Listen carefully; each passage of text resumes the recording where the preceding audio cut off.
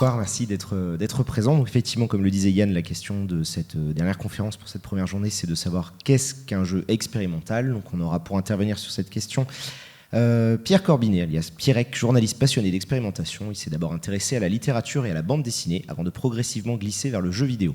Il est l'auteur du site oujeuvidpo.fr sur lequel il présente et analyse des jeux au gameplay originaux. Il cherche également à explorer la narration et les relations humaines à travers ses propres créations ludiques. Nous avons également Sébastien Guenvaux, professeur des universités et game designer sur 13 Keys of a Game Space, responsable de l'Expressive Game Lab, auteur de nombreuses publications sur les jeux vidéo, dont Le jeu à son ère numérique chez l'Harmattan.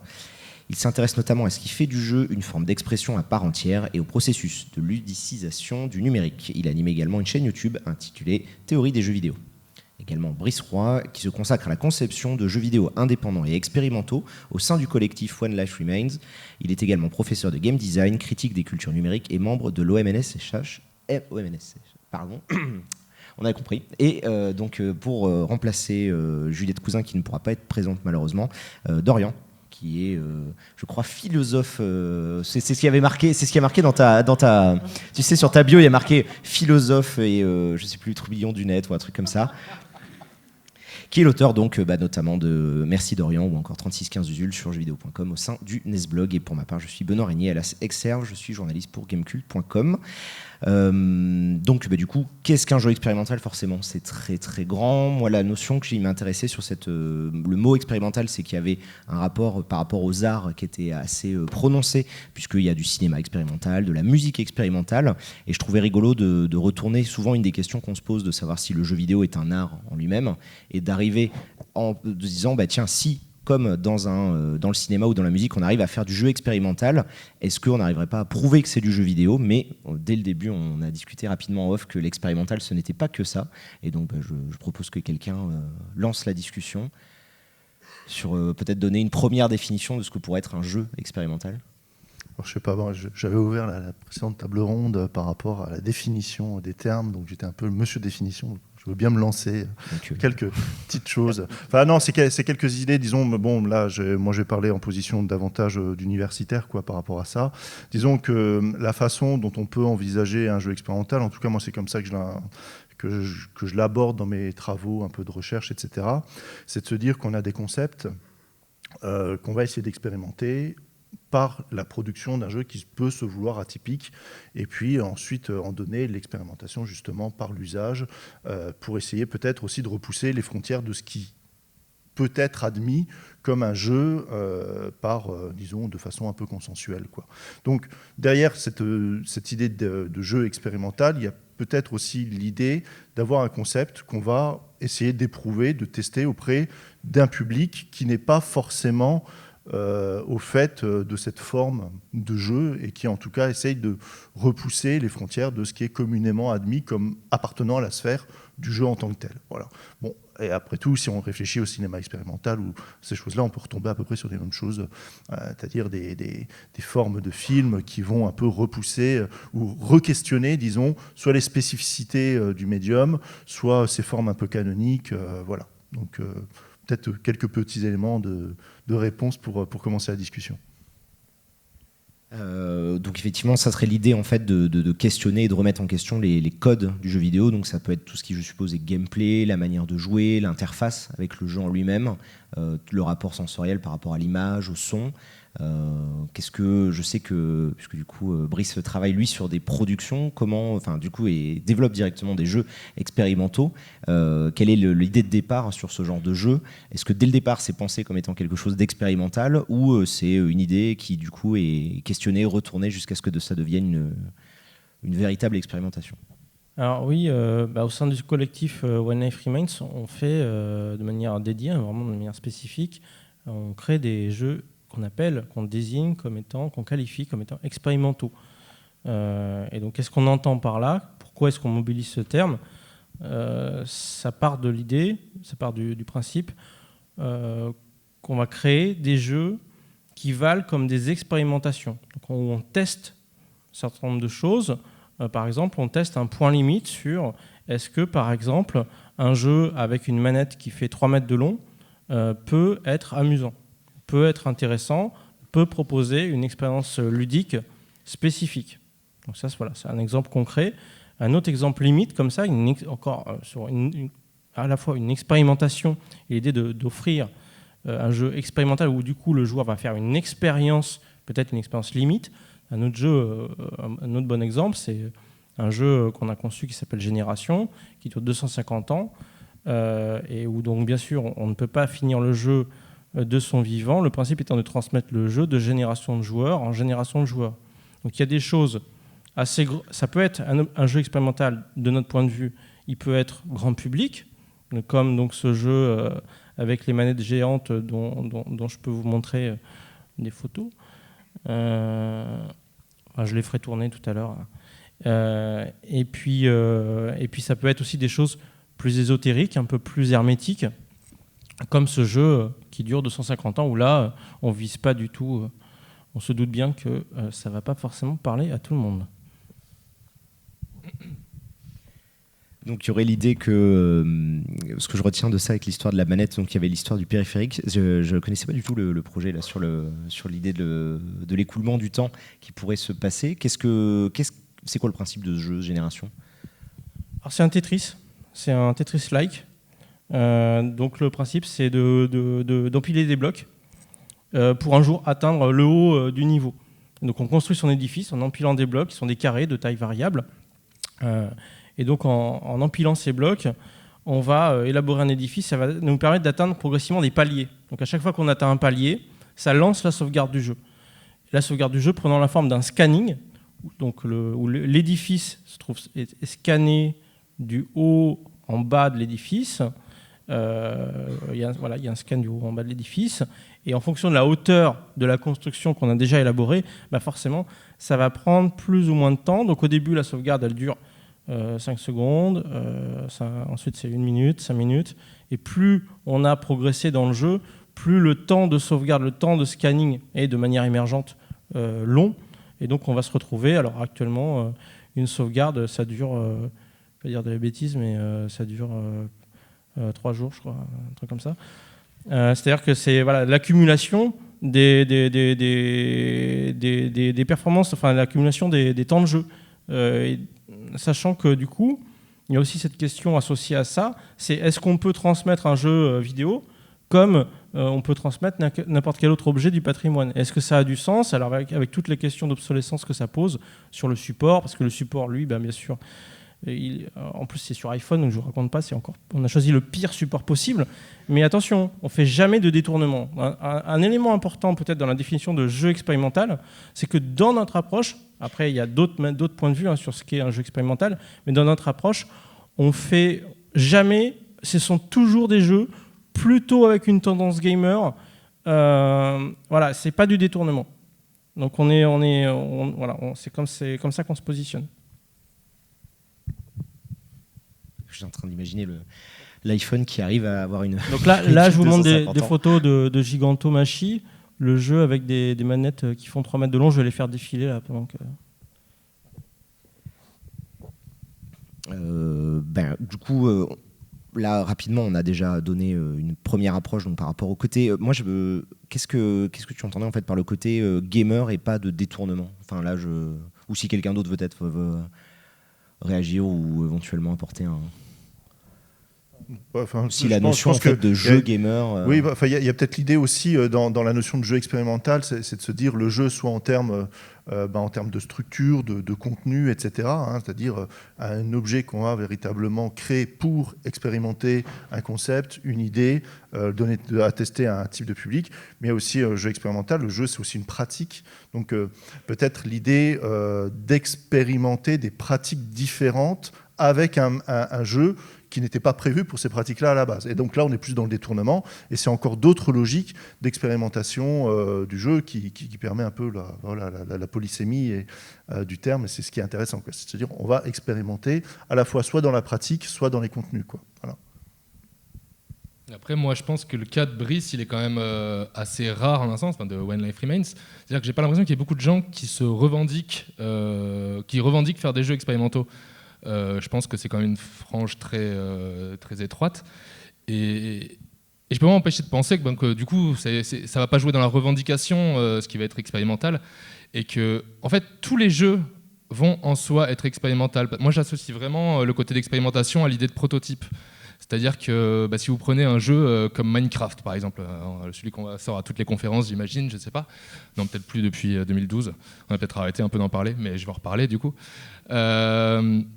Minecraft, on regarde Minecraft, on se dit pas c'est un jeu expérimental, et pourtant on regarde Minecraft quand c'est apparu en 2009, c'est un truc qui ressemblait à rien d'autre du moins, et c'était une expérience, voilà, c'est-à-dire le mec, le notch s'est dit, bon alors moi j'ai bien envie d'essayer de faire un truc comme ça, et au début c'était un jeu expérimental, et parce que c'était un prototype, et c'est un prototype qui a marché, et qui du coup rencontre un succès commercial et tout, et du coup ce n'est plus un prototype, ce n'est peut-être plus un jeu expérimental, comme on pourra dire par exemple, on va parler de l'aviation, il va y avoir les premiers avions des frères Wright, je sais plus, Wright, donc voilà, ils avaient des biplans avec 3 bouts de planche et 2 toiles, et bon c'était de l'aviation expérimentale, et puis maintenant l'aviation c'est des Boeing, mais c'est toujours la même chose au fond, mais là du coup on n'est plus dans l'expérimentation.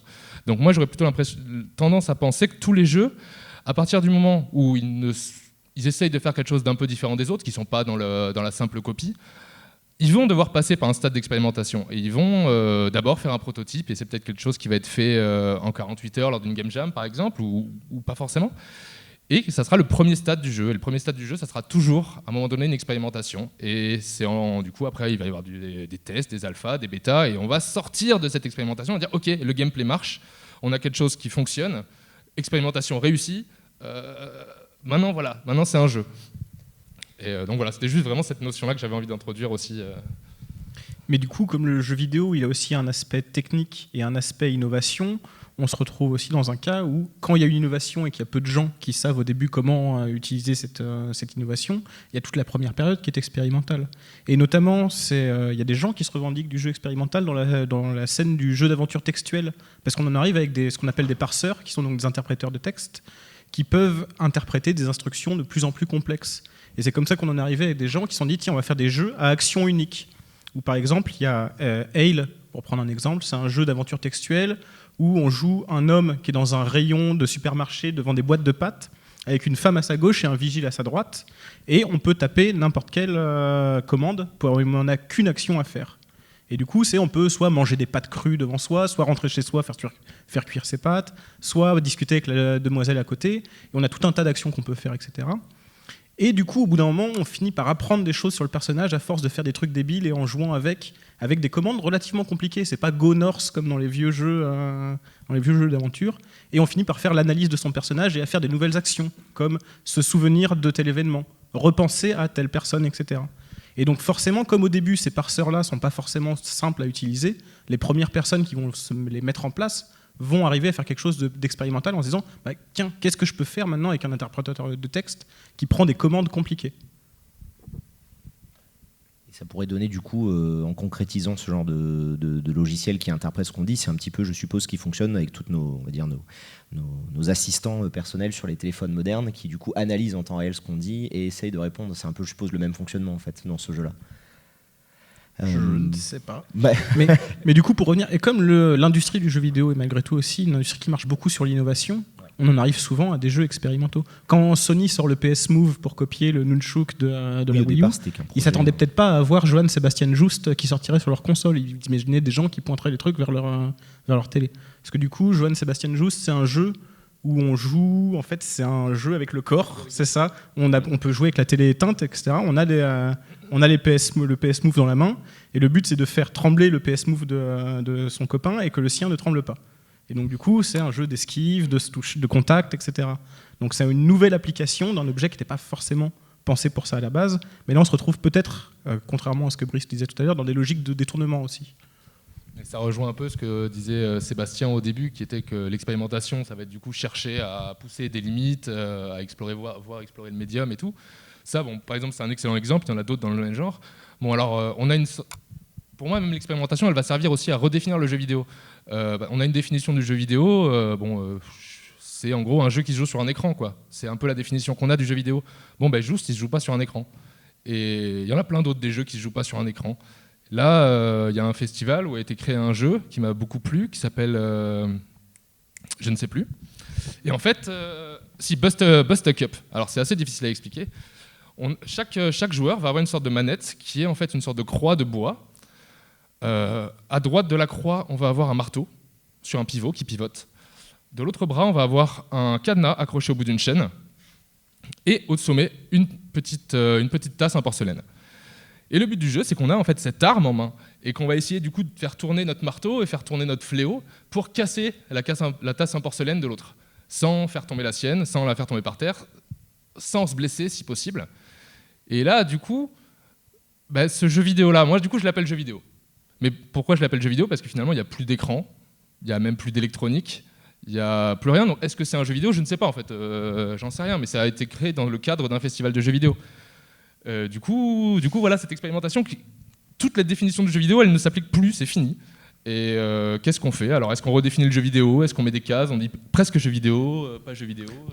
Après, je pense qu'il y a aussi un aspect important dans ce que tu as dit depuis le début, c'est aussi le contexte très important. C'est-à-dire, certains jeux, effectivement, vont être expérimentaux tant qu'ils sont à l'état de prototype. Une fois qu'ils se diffusent à un large public, vont sortir de cette case d'expérimentation. Mais également... Voilà, les jeux vidéo, justement, sont nés dans des contextes de recherche aussi, au MIT, etc., sur des machines qui n'étaient pas prévues pour ça. Et on a expérimenté les possibilités de ces machines pour faire du jeu avec. Et du coup, par nature, au départ aussi, le jeu, alors vidéo ou pas, en fait, je pense que ce qui est intéressant, c'est peut-être même davantage que le terme de jeu vidéo, employer le terme, ce que je préfère, moi, de digital game, c'est-à-dire voilà, les jeux numériques, les jeux sur support numérique, mais du coup, ça enlève l'aspect vidéo. Voilà. Et justement, ça nous questionne aussi sur les limites, les frontières du jeu et du non-jeu. Et bon, voilà, il y a beaucoup de jeux aujourd'hui qui sortent, justement, qui se revendiquent comme étant à la frontière du jeu ou du non-jeux, mais qui en même temps sont présentés dans des festivals de jeux. Donc c'est tout le paradoxe, et ça nous amène aussi peut-être à envisager, à faire rentrer dans le cadre du jeu des choses qui ne l'étaient pas avant. Par exemple, tous les exemples de jeux textuels, c'est très intéressant parce que quand ils sont parus, à la base, on appelait ça aussi certains de la fiction interactive. Et donc, voilà, il y a toujours cette frontière, par exemple, entre la littérature interactive, la fiction interactive, le jeu numérique. Et on teste aussi, je pense, dans l'expérimentation, les frontières entre les médias, entre les formes. Et c'est souvent ce qu'on voit voilà, dans les jeux expérimentaux, quoi. Oui, tout simplement pour illustrer, on parlait de Johann Sebastian Just. J'ai pas réussi à trouver la vidéo. Mais c'est un autre jeu créé par le Copenhagen Game Collective et Douglas Wilson notamment. Ça s'appelle Edgar Rice Soirée. Et donc ça se joue avec des PS Move qui sont accrochés, comme vous pouvez le voir, avec des cordes. Et donc, celle-là elle est un peu floue, désolé. Donc des cordes au plafond. Et le principe du jeu, ça se joue à 4. C'est d'aller de liane en liane en fonction de chacun à sa couleur. Il faut tout le temps se débrouiller pour avoir à tout moment en main, gâchette appuyée, au moins un contrôleur de sa couleur, sachant que les contrôleurs changent tout le temps de couleur. Et donc voilà, on passe de liane en liane. Et en effet, comme disait Pierre, il n'y a pas d'écran. Donc il n'y a pas d'écran. Alors est-ce qu'on peut qualifier ça encore de jeu vidéo ? Alors, du coup, moi, je suis à la fois en accord et en désaccord avec vos deux positions. C'est-à-dire que d'un côté, ça me semble problématique de partir sur une dilution du terme. C'est-à-dire que si on se dit, allons-y, le jeu vidéo, ça veut tout et rien dire, ça finit par poser un vrai problème simplement de savoir de quoi on est en train de parler et quel est le sens qu'on met derrière ce mot. Donc, si les mots n'ont plus le moindre sens, ça va commencer à devenir compliqué de communiquer entre personnes. Et à l'inverse, ça semble en même temps, ça me semble quand même insatisfaisant de se dire voilà, historiquement, ce qu'on désigne comme jeu vidéo est d'abord apparu comme étant un dispositif doté notamment d'un écran.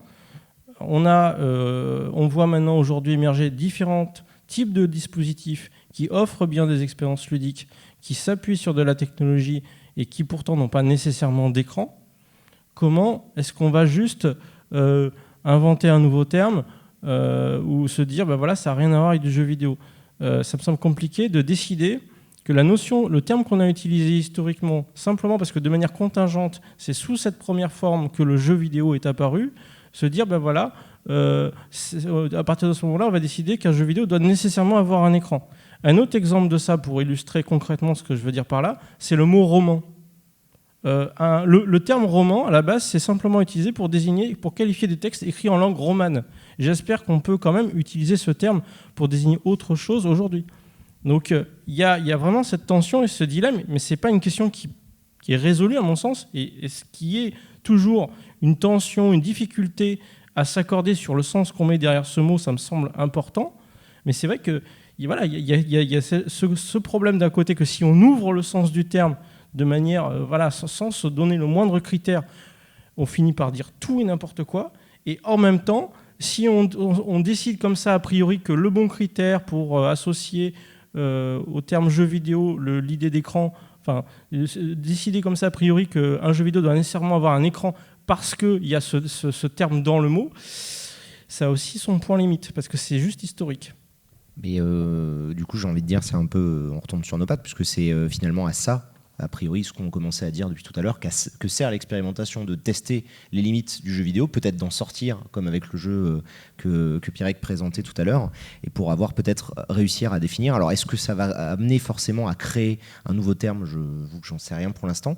Moi, je me posais la question de savoir si on pouvait avoir peut-être une explication ou une idée ou votre ressenti sur le fait que ces dernières années, forcément, alors au début, comme le disait tout à l'heure très justement Dorian, au tout début, forcément, on était dans de l'expérimentation parce que le médium était très récent, il y a 30-40 ans, on est encore au balbutiement de ce qu'était le jeu vidéo. Aujourd'hui, on a l'impression qu'il y a un retour, alors on le sait, il y a un retour en grâce du jeu indépendant grâce à la distribution, etc. Et est-ce que c'est uniquement ça qui favorise ce terreau d'expérimentation, de cette créativité, cette envie de repousser les limites de ce qu'est un jeu vidéo ? Quel est le contexte en fait par rapport à l'industrie aujourd'hui qui, selon vous, permet tout ça ? Moi je pense c'est que déjà un peu ce que tu dis, c'est-à-dire que pas sur toutes les plateformes de distribution, mais sur tous les moyens de création, c'est-à-dire que là n'importe qui va pouvoir aller sur internet, lire 3 tutoriels et faire un jeu vidéo. Il y a plein d'outils qui existent pour faire à peu près tous les jeux vidéo qu'on veut. En 2 semaines vous pouvez être designer de jeux vidéo. Et du coup ça permet quelque chose d'assez magique, parce que ça permet en fait à des gens qui ne viennent pas du jeu vidéo de pouvoir faire des jeux vidéo. Et c'est ça qui va ouvrir le truc. On va avoir des gens qui viennent du cinéma et qui se disent est-ce que je vais essayer si j'essayais de faire un peu bidouiller un jeu vidéo avec ma connaissance à moi du cinéma, et en fait ils vont apporter énormément. Et des gens qui vont venir de la peinture et qui vont dire moi je vais faire un jeu vidéo, mais je sais pas, tous les jeux vidéo que je vois c'est des pixels ou du low poly et tout, et moi je vais essayer de faire un jeu vidéo et puis je vais juste peindre des trucs, puis je vais les scanner, ça sera ça mes graphismes. Et pareil, ça apporte énormément. Et je pense que du coup c'est donc une démocratisation des outils d'abord, et ensuite suivi par pas suivi, mais en fait le fait que cette démocratisation des outils va permettre à vraiment n'importe qui, avec n'importe quel parcours, de s'y mettre, et c'est ça qui va créer le plus d'expérimentation à mon sens. Et il y a la démocratisation des outils software pour créer des jeux, puis là maintenant de plus en plus il y a aussi la démocratisation des outils hardware, c'est-à-dire que maintenant, n'importe qui peut créer même une manette de jeu avec des Maki-Maki. Par exemple, Maki-Maki, c'est un petit kit qui fait qu'on peut transformer n'importe quel objet conducteur en bouton, quoi. Donc, non, ça, c'est pas conducteur, mais je pourrais faire un jeu vidéo où le bouton, c'est cette bouteille et je dois l'écraser comme ça pour sauter, par exemple, si c'est un jeu de plateforme. Et donc ça, les Arduino, tout ça. Donc maintenant, tout le monde peut créer des jeux vidéo, et tout le monde peut créer les manettes pour ces jeux vidéo, ou l'installation qui va autour. Donc voilà, pour moi c'est mon explication. Qu'est-ce que c'est ça ? C'est un Maki-Maki avec de la bière ? Ah, Punch the Custard, c'est vachement bien. Du coup, et ça c'était avec quoi ? Tu veux l'expliquer ? C'était pour illustrer ce que tu disais. C'est typiquement un exemple de ce que dit Pierre. Tu prends des Maki-Maki ou ou un Arduino, et qu'est-ce que tu fais ? Là, tu as de la sorte de pâte à crêpes, c'est de la custard. Donc c'est une sorte de pâte à crêpes. Quand on tape dedans, ça résiste, et que si on met les mains lentement dedans, c'est de la crème, c'est dégueulasse. Et tu peux t'en servir comme une manette. Donc là, en l'occurrence, c'est une sorte de jeu de course où tu dois taper comme une brute sur la custard quand il te dit d'appuyer dessus et d'arrêter de le faire. Donc de cesser d'être en contact quand il te dit d'arrêter de le faire. Et voilà, c'est comme ça que c'est un jeu de course. Donc voilà, tu avances comme ça. Et si tu es vraiment bon dans ce jeu-là, tu peux réussir à finir le jeu sans avoir la moindre patte sur ta main. Parce que comme du coup c'est un peu maïzena, ça rebondit. Si t'es vraiment bon, tu sors la main propre. Donc ça c'est assez magique aussi, je tenais à préciser. Si t'es très mauvais, comme moi, tu renverses le bol. Mais ce que disait Pierre actuellement, c'est un truc qui s'est vérifié même ailleurs. C'est pas un propre du jeu vidéo. Dans la peinture, il s'est passé la même chose. Quand il fallait avoir l'huile, les pigments, et tout ce qu'il fallait pour pouvoir peindre, c'était un peu un art bourgeois du coup. Et c'est vrai qu'il y avait moins d'expérimentation. Quand arrive la peinture à l'eau, la gouache, etc., forcément, il y a plein de gens qui se mettent à peindre. Et donc, il y a plein de peintures. Et forcément, dans le tas, il y a des choses nouvelles. Et là, c'est ce qui se passe dans le jeu vidéo. Il y a tellement de jeux qui sortent par semaine en ce moment. Si tu prends toutes plateformes confondues, tu prends les jeux Flash, les jeux mobiles, les jeux consoles, les jeux PC... Pour faire le tour en une semaine, c'est compliqué. Il n'y a personne qui peut suivre exactement l'actualité du jeu vidéo. Et donc forcément, dans le tas, il y a plein de jeux qui se ressemblent parce que c'est les jeux qui sont faciles à faire, tu prends l'idée qui vient, etc. Et ça, c'est pas grave en soi, parce que justement, dans le tas aussi, il y a des jeux que tu n'as jamais vus et qui, du coup, sont expérimentaux pour le coup. Alors peut-être aussi dans l'idée d'expérimentation, là on parle beaucoup des interfaces, on parle beaucoup peut-être aussi, bon on n'a pas beaucoup parlé, mais on pourrait se dire aussi de l'expérimentation de la jouabilité, du gameplay, etc. Mais on peut se dire aussi qu'il peut y avoir des expérimentations au niveau des thématiques. Par exemple, ça c'est vrai, enfin, ça c'est quelque chose que moi je mène dans mes travaux davantage au niveau de l'expérimentation des thématiques, c'est-à-dire qu'est-ce qui va faire qu'un logiciel va être reconnu comme un jeu. Et est-ce qu'une thématique va forcément être qualifiée ou pas comme étant relevant du jeu ? Bon ben voilà, dans les jeux vidéo, il y a des thématiques dominantes, il y a des thématiques qui ont été beaucoup moins traitées au long de leur histoire, notamment les thématiques liées à la réalité quotidienne, à ces choses-là, etc. Et c'est vrai qu'avec l'émergence des jeux indépendants, etc., on a vu énormément de jeux qui expérimentent des thématiques que moi j'appelle des jeux expressifs, c'est-à-dire des jeux qui vont essayer d'exprimer une problématique sociale, individuelle, psychologique, etc. Bon, par exemple, là, un jeu qui porte sur la façon dont, je crois, The Dragon Cancer, voilà, sur le cancer, c'est de l'enfant ou du parent, là, je sais plus. C'est, du coup, c'est un jeu qui renvoie à l'expérience personnelle de son créateur, qui est qu'il a fait le deuil de son enfant qui était en cancer de stade terminal à 1 an. Donc, disons que ça, c'est des thématiques qui sont particulièrement fortes et que dans nos sociétés occidentales, disons, on va dire ça comme ça, on n'associe pas forcément à la sphère du jeu, parce que la sphère du jeu a des connotations très fortes de plaisir, de fun, de divertissement, etc., etc., etc. Puis quand on en vient à parler de jeux qui traitent du vécu de la part d'un enfant qui a eu un cancer, qui parle de la Shoah, qui parle, je sais pas moi, comme Papers, Please, de dictature, de choses comme ça, on se dit, oula, mais est-ce que c'est du jeu ? Je sais pas, moi j'ai fait par exemple un jeu qui traite de pédophilie, quand je l'ai montré à des gens qui ont des gros gamers, par exemple, ou des mères de famille, je l'ai fait tester à une femme qui n'avait jamais joué à un jeu vidéo de sa vie, puis qui avait 50 ans, qui était en plus assistante sociale, qui a vu ça, elle m'a dit mais non, mais ça c'est pas du jeu, quoi. La thématique est trop lourde. Voilà. Mais rebondir juste sur ce que tu dis. Une assise, typiquement sur le jeu qui dure 250 ans, moi, j'ai une médiatrice culturelle qui m'a dit vous n'avez pas le droit de faire ça. Ouais, voilà, mais c'est ça. Et on rencontre, et là où c'est intéressant, alors pourquoi je parle de ça, c'est parce qu'on peut rencontrer aussi des résistances. Justement, quand on parle d'expérimentation, on peut avoir l'expérimentation qui est positive, mais on peut aussi avoir l'échec, ou en tout cas les choses qui sont tellement expérimentales qu'elles rencontrent des résistances vis-à-vis des attentes globales. Et c'est vrai que dans le cinéma, ça arrive, moi je le dis, de parler, je sais pas, de la Shoah. Il y a des grandes œuvres qui sont acceptées comme des films. On va pas dire ce n'est pas un film parce que ça parle de thématiques compliquées. Je sais pas, même des films de Clint Eastwood, j'ai parlé de pédophilie, Mystic River, de Clint Eastwood, ça en parle, et pourtant c'est pas non plus c'est pas, voilà, c'est un film grand public, quoi. Alors dès lors qu'on en vient à expérimenter des choses comme ça dans le jeu vidéo, tout d'un coup ça heurte, parce que il y a cette idée, comme je le dis, que le jeu a aussi certaines connotations, et précisément les expérimentations qui sont menées aujourd'hui, alors je parlais de ça, mais dans la sphère du jeu indépendant, ça permet aussi de remettre peut-être en question ce que l'on peut dire par le jeu, voire de faire évoluer les connotations que l'on attribue à ce qu'est un jeu et ce que l'on peut attendre d'un jeu. Un jeu, c'est pas forcément fun, mais ça peut aussi nous toucher différemment, tout en étant du jeu. Voilà, enfin. Et moi, là, ce que tu dis sur du coup tout ce qui est autobiographie et tout, ça me fait penser à ce qui s'est passé dans la scène bande dessinée des années 90, on va dire, où du coup au départ, il y avait tous les comics américains qui ça parlait de super-héros, tout ça. Et puis et en effet, il y a eu des gens qui ont commencé à aborder des thèmes comme la Shoah avec Maus. Il y a eu une grande vague d'autobiographie démarrée par Crumb aux États-Unis, puis après en France avec toute l'association, les Trondheim, les Matt Conture, tout ça, qui ont fait ça aussi. Et donc ce qui se passe un peu maintenant dans le jeu vidéo.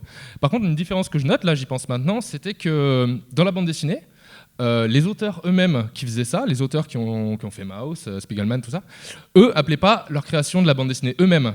Ils s'auto-censuraient ou ils voulaient eux-mêmes se séparer, et c'était des romans graphiques. Alors moi, ça m'a toujours horripilé complètement, j'avais envie de leur donner des tartes, parce que je disais, mais vous faites avancer la bande dessinée, appelez ça bande dessinée, élevez le média, vous participez à élever le média, jouez le jeu, quoi. Changez pas de terme. Et j'ai l'impression que quand même, dans le jeu vidéo, la plupart des gens qui vont du coup qui vont faire des choses différentes, l'autobiographie, tout ça, vont quand même. Donc les joueurs vont pouvoir dire non mais c'est pas un jeu et tout, mais les créateurs ils vont quand même dire bon si je fais du jeu vidéo. À part même quelques trucs, il y avait je sais pas comment il s'appelle, Tale of Tales. Il y a une époque où du coup ils étaient à fond dans le not games. Donc on fait pas des jeux vidéo, on fait des not games, des non-jeux. Je t'avoue que je suis pas d'accord avec toi. Là. Ah d'accord. T'as l'impression qu'il y a. Ah ouais, au contraire. En ce moment, je trouve qu'il y a il y a une vraie défiance. Un vrai changement de position, de posture chez pas mal de créateurs qui font ce qu'on aurait désigné comme étant du jeu indépendant ou du jeu expérimental et qui vont dire non mais moi je fais plus du jeu, je fais de la playful expérience, je fais des dispositifs playful. Et donc il y a une sorte de mot d'ordre. Maintenant en ce moment le mot d'ordre c'est le playful. Donc il faut faire du playful et c'est la nouvelle manière de qualifier son travail, ce qui permet d'évacuer complètement la confrontation avec « Ah bah oui, mais est-ce que c'est encore un jeu ?» Donc en faisant disparaître le terme de « game » au profit du terme de « play », le problème, c'est qu'on déporte... Enfin, le problème. En tout cas, ce qui se passe, c'est qu'on déporte l'enjeu de sens, sur comment on qualifie sa pratique, quel sens elle peut avoir, sur le pôle expérience, sur le pôle activité, le play, et beaucoup moins sur le pôle objet et les propriétés de cet objet, le game. Mais est-ce que les playful expérience, les gens qui vont se revendiquer de playful expérience, ce genre de choses, j'ai l'impression que ça va être plutôt justement des gens qui vont être dans le contrôleur alternatif, que plutôt dans des jeux vidéo qui restent encore naturels, comme par exemple Dysphoria. Bah oui, mais ils vont commencer à avoir, à cesser de mobiliser ce terme de game. C'est assez. Et il y a vraiment ce mot d'ordre sur pas mal de festivals aujourd'hui de jeux expérimentaux. Le mot game disparaît au profit du mot playful. Mais même en conservant le mot game, le simple fait de lui rajouter des préfixes, quand on parle de serious game, de hard game, c'est déjà une manière de dire on fait plus du jeu vidéo. Disons en tout Absolument. cas, ouais, non, je pense que il y a quand même l'idée de dire on continue à faire quelque chose qui relève du jeu numérique, quoi, au sens large, mais qu'on va essayer de distinguer. Donc il y a aussi une logique de distinction des formes, etc., et puis de légitimité, de processus de légitimation, etc., etc. Donc c'est vrai que par exemple, pour le roman graphique, au départ, peut-être il y a eu cette distance pour pouvoir faire accepter une forme un peu différente, mais au final, j'ai l'impression que ça a aussi aidé tout de même la production de la bande dessinée au sens large, une fois que ça a été plus accepté. Oui, mais je ne sais pas si le mot a aidé, par contre. Oui. Mais par exemple, dans les expérimentations qui se mènent au sein des jeux indépendants, on voit très bien que après, c'est réintégré de façon plus large par les productions moins expérimentales, que ce soit au niveau thématique, etc. quoi. Mais après, juste pour préciser ma pensée, encore une fois, sur le truc de roman graphique et après donc les dérivés de games, roman graphique, il y a quand même vraiment l'idée de se rapprocher d'un autre média qui est là du coup, c'est comme si du coup les nouvelles, là tu parles de playful expérience, bon il y a encore le play, il y a encore quelque chose finalement. C'est comme si on disait plutôt du cinéma ludique. Nous on fait pas du jeu vidéo, on fait du cinéma ludique. Là voilà, quelqu'un me sortirait ça, pareil, j'aurais envie de le mettre de tarte. Mais c'est comme le terme de fiction interactive après tout. Voilà, c'est ça. En termes de procédés, de stratégie de requalification, il y a quand même un monde entre utiliser un adjectif pour spécifier ce qu'on veut faire. Donc un jeu peut être expérimental, peut être ce que vous voulez, jeu numérique, un jeu vidéo. Donc on spécifie en ajoutant un adjectif. Quand ensuite on substitue, là ce qui se passe, c'est que on est sur une stratégie de gommage, on efface les racines, les traces de là où on vient pour apposer à une sorte de branding de termes qui, où il n'y a plus la moindre évocation de ces racines-là. C'est quand même problématique. Enfin, moi, ça me semble, là pour le coup, en tant que créateur, ça me fait problème. Après, je sais que moi, je me suis déjà retrouvé devant le cas de gens qui faisaient presque du jeu vidéo malgré eux, parce que je sais que quand les artistes ont commencé à arriver sur Internet et à faire des sites Internet interactifs en disant nous on fait de l'art interactif, etc. Ils avaient peut-être pas, c'était peut-être très de bonne foi, c'était pas du branding, je pense que c'était des gens qui venaient du milieu de l'art, ils se rendaient pas compte qu'ils faisaient du jeu vidéo, mais moi quand je suis tombé sur ces sites-là, je me suis dit c'est du jeu. Ils venaient pas du jeu vidéo, mais ce qui me semble problématique, c'est quand on vient du jeu vidéo et qu'on cesse de revendiquer ou quand on dissimule mais est-ce que c'est vraiment une de volonté en fait, de se séparer ou de se dire parce que du coup l'idée c'est de tourner autour de cette définition de ce qu'est un jeu vidéo vraiment dans les codes par rapport au périphérique, par rapport à l'écran, par rapport à la pratique, par rapport aux thématiques, etc. Mais du coup toute la notion de transmédia, puisque du coup on pourrait parler à la rigueur, on parlait de sujets sérieux, mais à ce moment-là tout ce qui pourrait être du web documentaire, est-ce que ça pourrait pas être aussi quelque chose qui s'écarte un peu de la sphère classique du documentaire pour se rapprocher de codes de jeux vidéo? De toute façon le web documentaire, les créateurs de web documentaire revendiquent très clairement qu'ils s'inspirent des techniques de narration du jeu vidéo pour les réinjecter et, dans leur production. Et c'est vrai que parfois, la frontière entre le web documentaire, le news game, les jeux d'actualité, les web documentaires sont des sortes de sites internet avec des reportages, etc., plus ou moins interactifs qui permettent de traiter de sujets d'actualité ou pas. Les news games, c'est de l'actualité traitée par le jeu. Bon, et les frontières sont souvent très floues puisque on va utiliser à peu près les mêmes codes, les mêmes techniques de narration, etc. etc. Donc, après, c'est vrai qu'il faut réinstaller ce qu'on va appeler le jeu expérimental dans le cadre plus large d'autres médias desquels il essaye de se rapprocher. Et je pense que quand on parle aussi de jeu expérimental, on peut penser aussi à l'expérimentation d'une technologie qui peut être exportée à d'autres domaines ou importer des technologies d'autres domaines dans la sphère du jeu, quoi. C'est ça, utiliser les dispositifs qui sont ceux du jeu vidéo ailleurs, c'est aussi du coup quelque chose d'expérimental. Pendant longtemps, au Futuroscope, donc ce qu'on représentait comme le futur, c'était le film où il y avait le public qui tapait sur le bouton bleu ou le bouton rouge pour choisir ce qui allait se passer dans la scène suivante. C'est déjà du jeu aussi. Pour toi, c'était déjà, on était déjà dans du jeu vidéo, une sorte de QTE global, moi, je suis allé collectif, on va dire. Moi, je suis allé là-bas au collège, je me suis dit, tiens, c'est Dragon Slayer. Oui, d'accord. Mais dans ce cas-là, parce que moi je rebondis en fait sur ce que tu disais de cette histoire de se détacher en fait du terme. Est-ce que tu peux essayer d'expliciter éventuellement ce qui te gêne? Parce qu'à ce moment-là, les gens qui est le côté peut-être branding ou marketing, peut-être que c'est parce qu'il y a une volonté derrière de mode, de tendance ou de quoi que ce soit. Mais est-ce que c'est pas parce que le jeu vidéo en lui-même, que ce soit dans son terme ou dans ce qu'il propose habituellement, ne les satisfait pas en tant que créateur?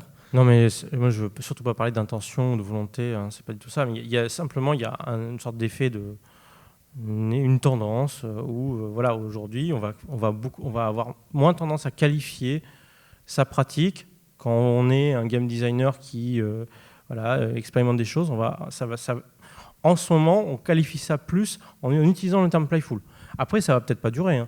C'est là très très très contextuel. Hein. Voilà. Donc bon.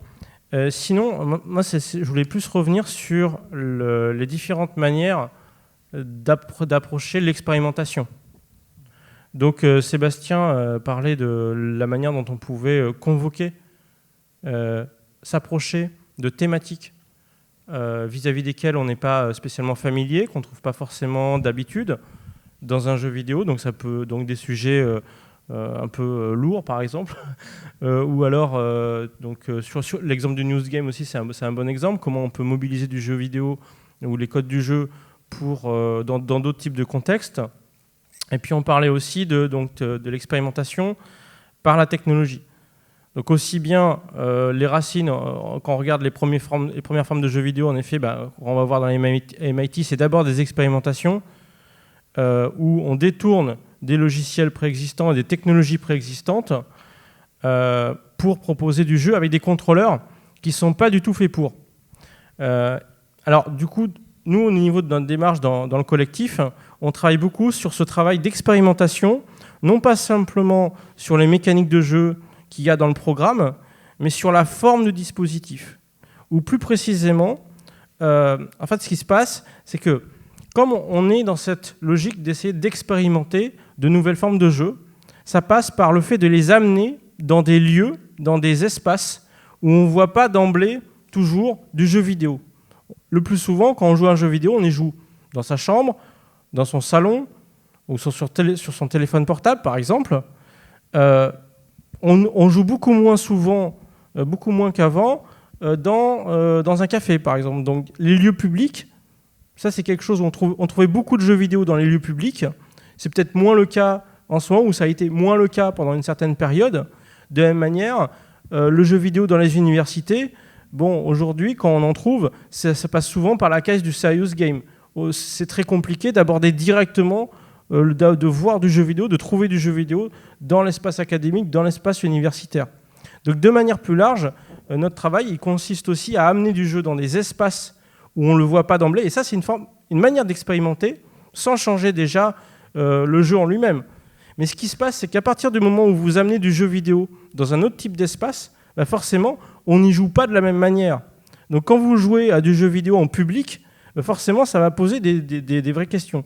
Quand vous êtes là pour proposer un jeu vidéo et qu'on vous donne 250 mètres carrés, bah le problème, tout ce qui se pose, c'est comment vous allez investir cet espace. Et ça va passer par l'imagination et par le fait d'imaginer des dispositifs dont les formes vont être particulières et qui vont amener à des manières de s'amuser, des manières de vivre des expériences ludiques qui vont peut-être tirer leur singularité de la forme aussi du dispositif. Alors je voulais montrer un ou deux exemples de ça.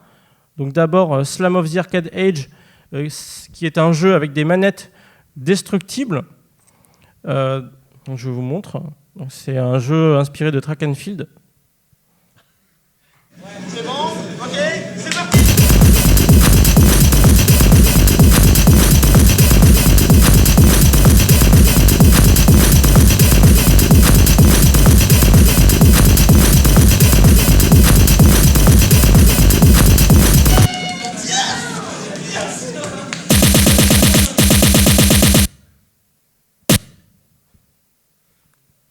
Alors typiquement sur Slam of the Arcade Age, donc ça c'est un jeu qui a beaucoup tourné parce qu'il a l'avantage de pouvoir être construit avec tout et n'importe quoi. Donc la première version on l'a faite avec des morceaux de polystyrène trouvés par terre. Ensuite on en a fait une version, ça c'était à Dublin avec des morceaux de carton. En Chine on l'a fait avec des bols de riz. Bon peu importe, en fait on trouve tout et n'importe quoi et on peut faire des manettes avec. Typiquement sur ce genre de jeu, donc on est vraiment sur un jeu de type track and field, c'est-à-dire qu'en fait on est sur du smash bouton pour aller le plus vite possible et atteindre la ligne d'arrivée en premier. Ça se joue à 4. La particularité, c'est que donc sur les manettes, vous voyez en fait il y a beaucoup plus que 4 manettes. Donc chaque manette comprend un seul bouton. Il y a environ 10 manettes différentes, chacune a une couleur spécifique. Et le principe est le suivant, c'est que vous devez appuyer comme une brute sur la manette qui a la couleur de votre avatar. Mais la couleur de votre avatar change tout le temps. Donc vous changez tout le temps de manette. Donc en faisant ça, on casse le code qui semble aller de soi qu'un joueur égale une manette. Donc finalement, on oblige, entre guillemets, le joueur à se dissocier en permanence de sa manette. Donc ça, c'est une chose. Mais à partir du moment où le joueur fait ça, eh bien, qu'est-ce qui se passe ? Il y a un effet de déport où, bien sûr, on regarde encore l'écran, parce que c'est ça qui nous permet de savoir où on est dans la course, mais on regarde aussi tout l'espace où sont les contrôleurs, qui devient littéralement un espace de jeu.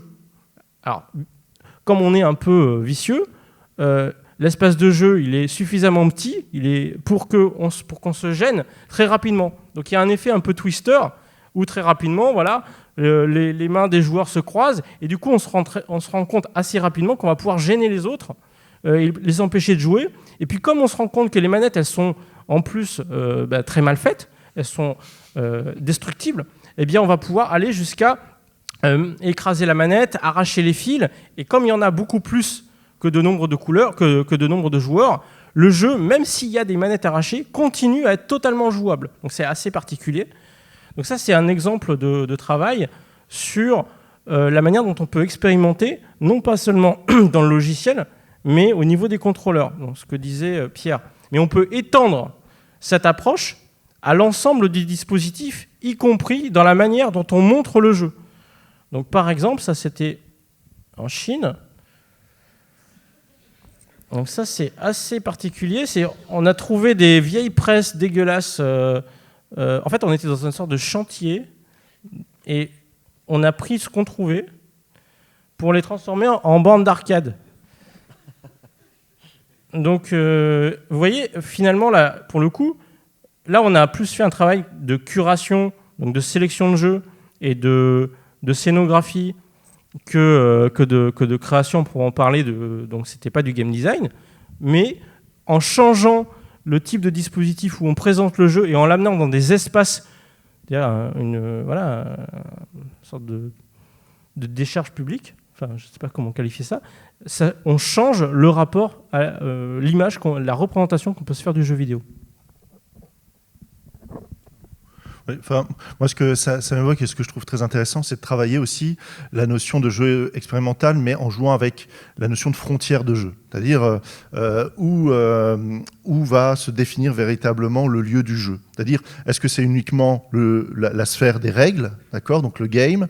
Est-ce qu'on va pouvoir l'étendre un peu au-delà, c'est-à-dire au niveau de la pratique, de la façon dont on joue avec ces règles, donc plutôt le play? Ou est-ce qu'on va aller encore plus loin, c'est-à-dire au niveau carrément de la culture, des codes culturels qui englobent ces deux sphères-là, avec les conventions de là où on joue, de ce que l'on fait avec un jeu, des objets même de jeu qui sont conventionnels ou pas pour faire du jeu. Donc je pense que dans la notion de jeu expérimental, et c'est ce qui est intéressant avec la notion de jeu en français, c'est que ça permet vraiment d'englober tous ces aspects, à la fois les règles, à la fois les pratiques, à la fois peut-être davantage la sphère culturelle du jeu, et se dire, voilà, un jeu expérimental, ce n'est pas uniquement limité à la sphère du jouable, à la sphère des graphismes ou à la sphère de la façon dont je le joue, mais il faut également prendre en compte le contexte, parce qu'après tout, ce qui va être expérimental dans un certain cadre, peut-être le sera moins dans un autre, etc. Donc c'est vraiment assez large, ce qui permet de faire expérimentation finalement dans le cadre du jeu. Enfin, en tout cas, c'est ce que ça m'évoque. Enfin, là-dessus, moi j'avais juste 2 autres exemples que je trouvais intéressants sur le jeu vidéo qui s'affranchit et du salon et de la manière qu'on y a joué habituellement. Il y a un truc qui m'avait beaucoup plu, qui avait été fait au festival Zoo Machine à Lille l'an dernier. C'est un jeu qui s'appelle Boulevard des Cas. Et en fait, pour pouvoir y jouer, il faut que vous vous rendiez Boulevard des Cas à Roubaix. Et dans un petit coin, cimenté entre 2 murs, vraiment avec du ciment et tout, vous avez un petit jeu. Et pour pouvoir l'activer, il faut que vous veniez avec votre petite pile 9 volts, parce que du coup, il n'y a pas d'électricité en plein milieu de la rue. Donc vous venez avec votre petite pile 9 volts, vous branchez la pile 9 volts dans le truc, qui est un peu caché, il faut le trouver, quoi. Et après, vous pouvez jouer. C'est une sorte de petit jeu de memory musical qui n'a rien de fou. Même le jeu, là, on vous le mettrait sur la table, là, vous serez, c'est nul, quoi. Sauf que du coup, il n'est pas nul, parce qu'il est caché dans une rue, que vous avez fait l'effort de venir le chercher, parce que vous avez ramené votre pile avec vous pour pouvoir y jouer. Et du coup, ça le rend excellent tout d'un coup. Donc voilà, sur l'idée que l'expérimentation, ça va dépendre énormément du contexte. Et peut-être que ce genre de jeu-là au Japon serait moins... Enfin, disons que là où on joue plus facilement dans tous les lieux au Japon, etc., qu'en France, quelque chose qui paraîtrait expérimental dans un pays pourrait paraître bien moins expérimental dans un autre. Enfin, ça rejoint aussi un peu le lieu du jeu, là. Du coup, cette idée de là où je joue peut aussi influer sur le côté d'expérimentation ou pas, quoi.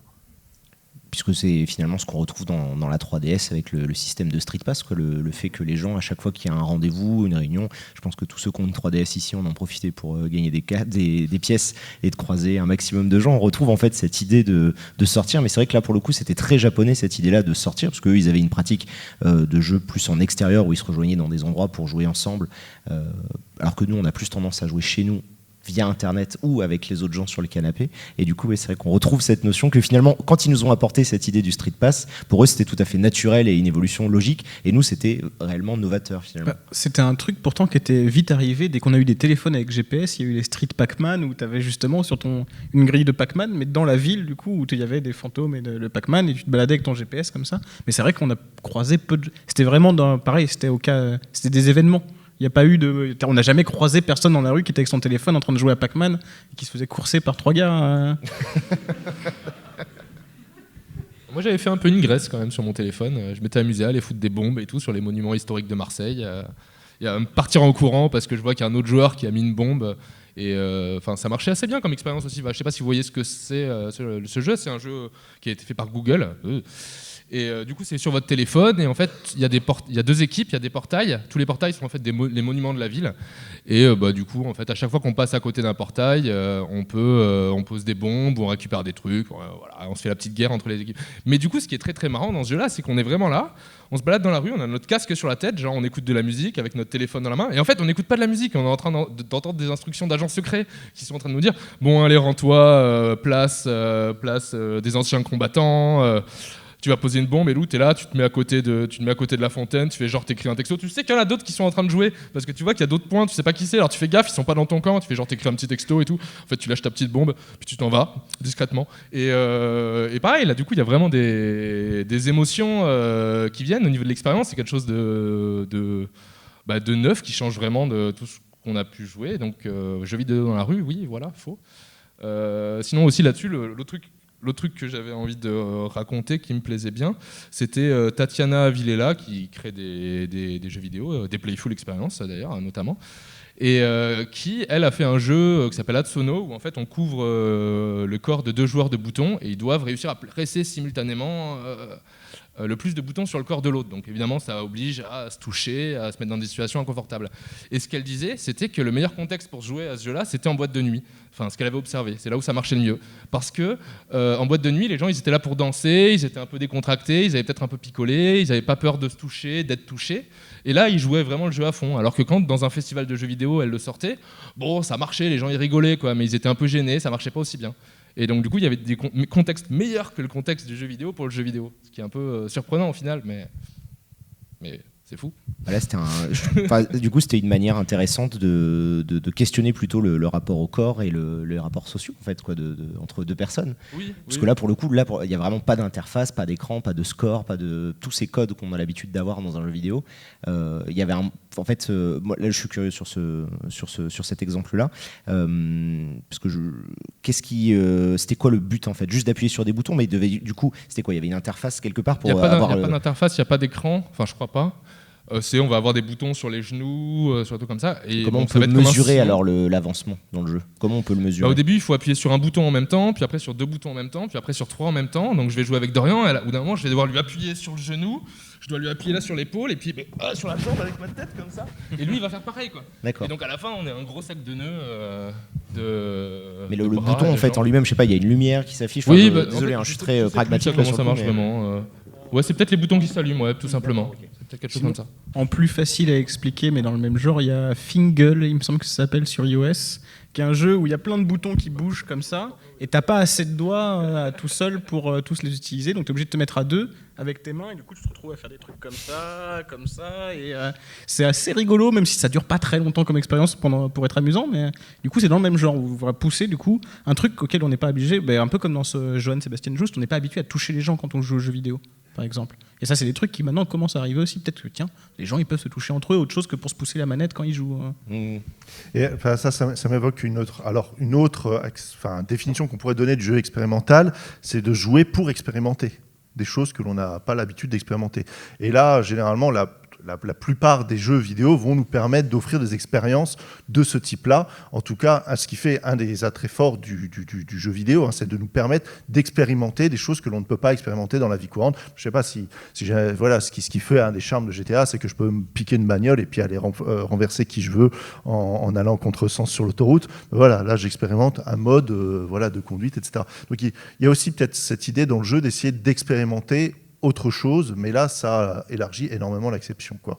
Mais en tout cas, expérimenter des conduites, expérimenter un imaginaire aussi, etc. Bon, en tout cas, c'est aussi une piste qui permet d'élargir la définition du terme. Et tout à l'heure, sur la conférence précédente, tu mobilisais la définition de Henriot pour définir le jeu comme étant le fait de faire l'expérience des possibles. L'exercice des possibles. Ouais, c'est ça, ouais. Donc, à partir du moment où on définit le jeu comme étant une activité où on fait l'exercice des possibles, on voit bien que faire l'exercice des possibles et expérimenter, c'est 2 manières, c'est jusqu'à quel point l'une n'est pas synonyme de l'autre. Donc il y a en tout cas une proximité de sens entre faire l'expérience ou l'exercice des possibles et expérimenter des choses. Finalement, c'est un peu ça. Et peut-être que ce qui nous amène à un moment donné à expérimenter sur le dispositif, la manette, des choses comme ça, c'est peut-être aussi que, in fine, dans les expériences ludiques en général, on a ce rapport de fond à l'expérimentation. Et il n'y a peut-être pas besoin d'aller chercher même Portal est déjà un cas très très caractérisé d'expérience de l'espace, de propriétés qu'on ne rencontre pas dans la vie quotidienne. Et le jeu, de ce point de vue-là, c'est une occasion pour faire des expérimentations et tester des configurations de possibles qui ne nous sont pas d'emblée données et proposées dans la vie courante. Voilà. Et du coup, là, par rapport aux jeux expérimentaux, parce que je réfléchissais par exemple à la Wii quand c'est arrivé, c'était un peu novateur, on va dire, en tout cas pour le grand public. Est-ce que vous avez des informations, en tout cas de la connaissance il y avait peut-être d'autres gens, je suppose, avant, qui ont eu cette idée de jouer déjà avec le corps, parce que la Wii, c'est forcément l'exemple le plus on va dire grand public qu'on ait, mais Nintendo en faisant ça, est-ce que c'était dans leur cas, en gros, j'ai l'idée de dire ils ont fait de l'expérimentation en se disant on va essayer, on va leur vendre ça, mais forcément il y avait une volonté mercantile derrière de proposer leurs nouveaux produits, leur nouvelle manière de jouer. Ils ont beaucoup tourné autour de ce marketing-là, et j'ai l'impression, quand on voyait tout ce qu'il y avait autour du Move tout à l'heure, que ça a permis justement beaucoup. Donc dans quelle mesure il y a un écge avec justement l'industrie, la grosse industrie, on va dire. Enfin, sans rentrer dans des spéculations invérifiables, on peut avoir ce sentiment. En tout cas, si on regarde l'histoire du jeu vidéo et des dispositifs vidéoludiques, on se rend compte que c'est une histoire, à un moment donné, de l'arrimage des corps. Ça veut dire quoi ? Ça veut dire que dans les premières formes de dispositifs vidéoludiques, pour pouvoir jouer, qu'est-ce qu'il faut faire ? Il faut être assis sur une chaise, devant un écran, avec des contrôleurs qui sont intégrés dans le dispositif lui-même. C'est le cas de la borne d'arcade, mais c'est le cas tout simplement des toutes premières machines où il y avait du jeu au MIT, des choses comme ça. Où là, le contrôleur était directement intégré avec le dispositif plus global, comprenant l'écran, comprenant l'unité centrale. Qu'est-ce qui se passe ensuite quand on regarde la manière dont les dispositifs vidéoludiques évoluent ? On a une autonomisation du contrôleur qui peut être pris à distance, donc on va pouvoir s'éloigner de l'écran, on va pouvoir du coup choisir l'endroit où on se place. Il y a un monde entre le fait de jouer sur borne d'arcade devant l'écran en étant du coup tenu à rester à une distance très précise, à un endroit, à une position très précise dans l'espace, sans pouvoir se déplacer, et le moment où on va pouvoir prendre une manette et jouer dans son canapé. La possibilité de se partager la manette en jouant en micro-machine et du coup d'avoir du contact aussi corporel de manière quand même assez particulière, ça c'est rendu possible par le fait d'avoir une manette qui, étant autonomisée, rend possible des configurations de disposition des corps des joueurs qui ne pourrait pas y avoir dans un dispositif de type borne d'arcade. Vous voyez, j'imaginais un jeu où il y aurait un joueur qui prendrait les deux sticks et un joueur qui prendrait que les boutons. On serait déjà sur un dispositif de borne d'arcade. Oui, mais tu vois qu'en termes de plasticité, le champ des possibles en termes de mobilisation, positionnement, où est-ce que je joue, est-ce que je suis assis, debout, tout ça, voilà, à partir du moment où tu as une marge de latitude sur la distance vis-à-vis de laquelle tu te positionnes face à l'écran, ça ouvre des possibilités. Le fait d'être autour de la manette, vous avez dû vous en rendre compte avec l'arrivée des iPads. L'arrivée de l'iPad, c'est quand même un moment assez intéressant parce qu'on va pouvoir mettre l'écran sur la table au lieu de l'avoir face à soi. Et à partir du moment où il est sur la table, on va pouvoir jouer autour de l'écran. Donc on va pouvoir se regarder tout en jouant, ce qui n'est pas possible quand vous avez un écran face à vous. C'est un exemple, il y en a plein d'autres. Et donc en effet, la Wiimote, c'est un cas parmi d'autres de dispositifs dont les propriétés rendent possible de manière émergente de nouveaux types de configurations et donc de nouvelles manières de jouer qu'on va pouvoir expérimenter. Et ce que tu disais par rapport au fait de se partager la manette ou d'utiliser que le stick, etc. Enfin, on le voit là au Stunfest pendant les pratiques de Superplay, qui est du coup du jeu à contrainte ou de la performance, où il va y avoir, par exemple, demain, ils vont faire Super Metroid, un qui fait le déplacement, l'autre qui fait les gestes, et on retrouve en fait cette idée-là de partager, de se mélanger, d'être plusieurs joueurs, de changer les codes habituels. Donc déjà, finalement, même dans la pratique, on pourrait dire qu'il y a de l'expérimentation avec tout ce qui pourrait être Superplay. Pourquoi pas aller jusqu'à dire que l'e-sport, c'est une expérimentation avec un challenge ou avec une idée de volonté de faire de la performance. Est-ce qu'on pourrait parler d'expérimentation dans ces cas-là ? En tout cas, d'une certaine manière, ça pousse à l'expérimentation, ce que j'ai souvenir un peu dans la veine de, je ne sais pas si vous voyez Kaizo Mario, qui est donc un Mario très très très très dur, qui avait été pensé pour être joué par des speedrunners. Il y a eu une version de Mario, dont là j'ai pas le nom, mais je pense qu'en cherchant on pourra la retrouver, qui ne peut être faite qu'en tasse. Donc c'est-à-dire en speedrun avec des outils, assisté par des outils. Et donc on arrive à des gens qui se sont dit, tiens, on va penser à un jeu qu'un être humain tout seul avec sa manette ne pourrait pas finir. Il faut utiliser des outils de ralentir le temps, enfin tous les outils des tasseurs, pour pouvoir finir le jeu. Sachant que ce que tu décris, enfin, moi je suis vraiment convaincu que typiquement les expériences de Superplay, les performances de Superplay, ce sont des expérimentations, ce sont des expériences limites. On va au-delà d'une certaine idée de ce qui était possible, on va au-delà. Ça, si c'est pas une expérimentation, je sais pas. Enfin, et on teste aussi le fait de découvrir des manières particulières de passer de niveau en niveau, le fait de découvrir la possibilité de sortir du jeu, enfin des choses comme ça, c'est bel et bien des expérimentations. Et on sait que très souvent dans l'histoire du jeu vidéo et dans l'histoire du game design, il y a des découvertes au niveau du gameplay qui ont été amenées par des joueurs qui se sont mis à utiliser les propriétés du système, donc le programme, et ça peut être aussi pourquoi pas la manette, pour réaliser des actions qui n'étaient pas d'emblée prévues par les game designers. Donc ça, c'est aussi une dimension qui me semble intéressante de mobiliser quand on parle de jeu expérimental. C'est vrai qu'on parle beaucoup de jeux artistiques ou je ne sais pas quoi, mais il ne s'agit pas du tout de restreindre et d'avoir le monopole de ce terme en laissant entendre que non, les super players, ils ne seraient pas dans un rapport d'expérimentation. Ça me semblerait être une grosse erreur, y compris pour un artiste. Je suis plutôt content d'entendre ça parce que c'est vrai que j'avais plus l'idée d'expérimentation au départ. Je me suis dit, est-ce que ça concerne que les développeurs ? Même nous, en tant que joueurs, en fait, on peut expérimenter le jeu de différentes manières.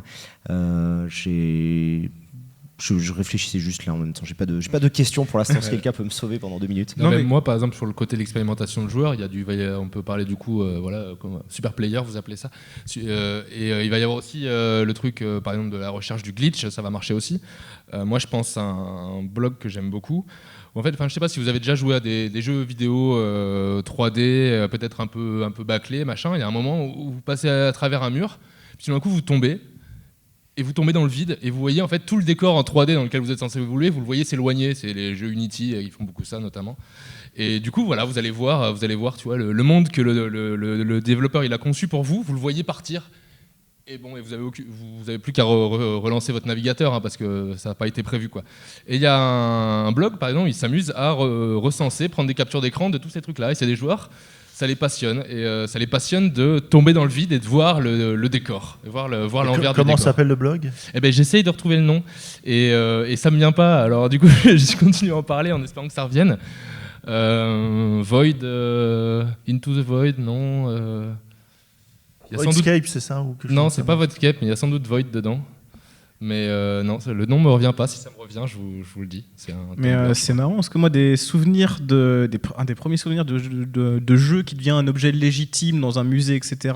C'était une installation faite par un artiste où il avait pris le jeu Formula One et il avait fait partir les gens hors piste, donc dans un décor tout buggé, etc. Et c'était ça son installation, du coup. Moi, j'aurais une autre question où, alors je sais pas quelle heure il est, je regarde un petit peu. Non, on a encore un peu de temps avant de basculer. Moi, je me posais la question en fait de savoir, parce qu'on a dit tout à l'heure, un peu en début de discussion, que le jeu vidéo, en se démocratisant au niveau des outils, au niveau des périphériques, etc., était accessible à tous.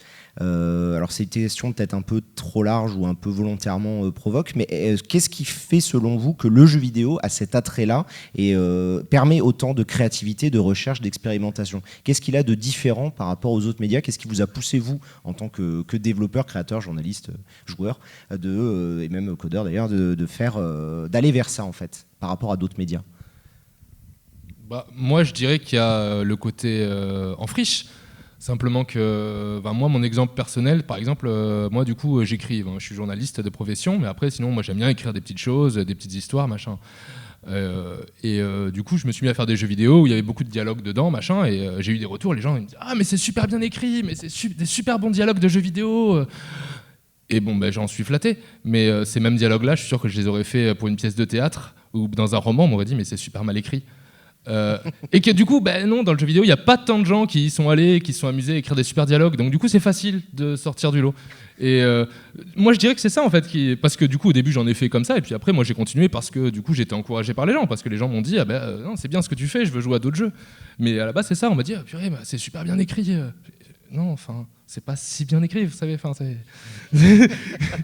Et je pense que ça marche aussi avec le reste, avec les graphismes et tout. C'est-à-dire que là, voilà, comme je disais, on vit dans un truc où c'est un peu le règne du pixel art, du truc.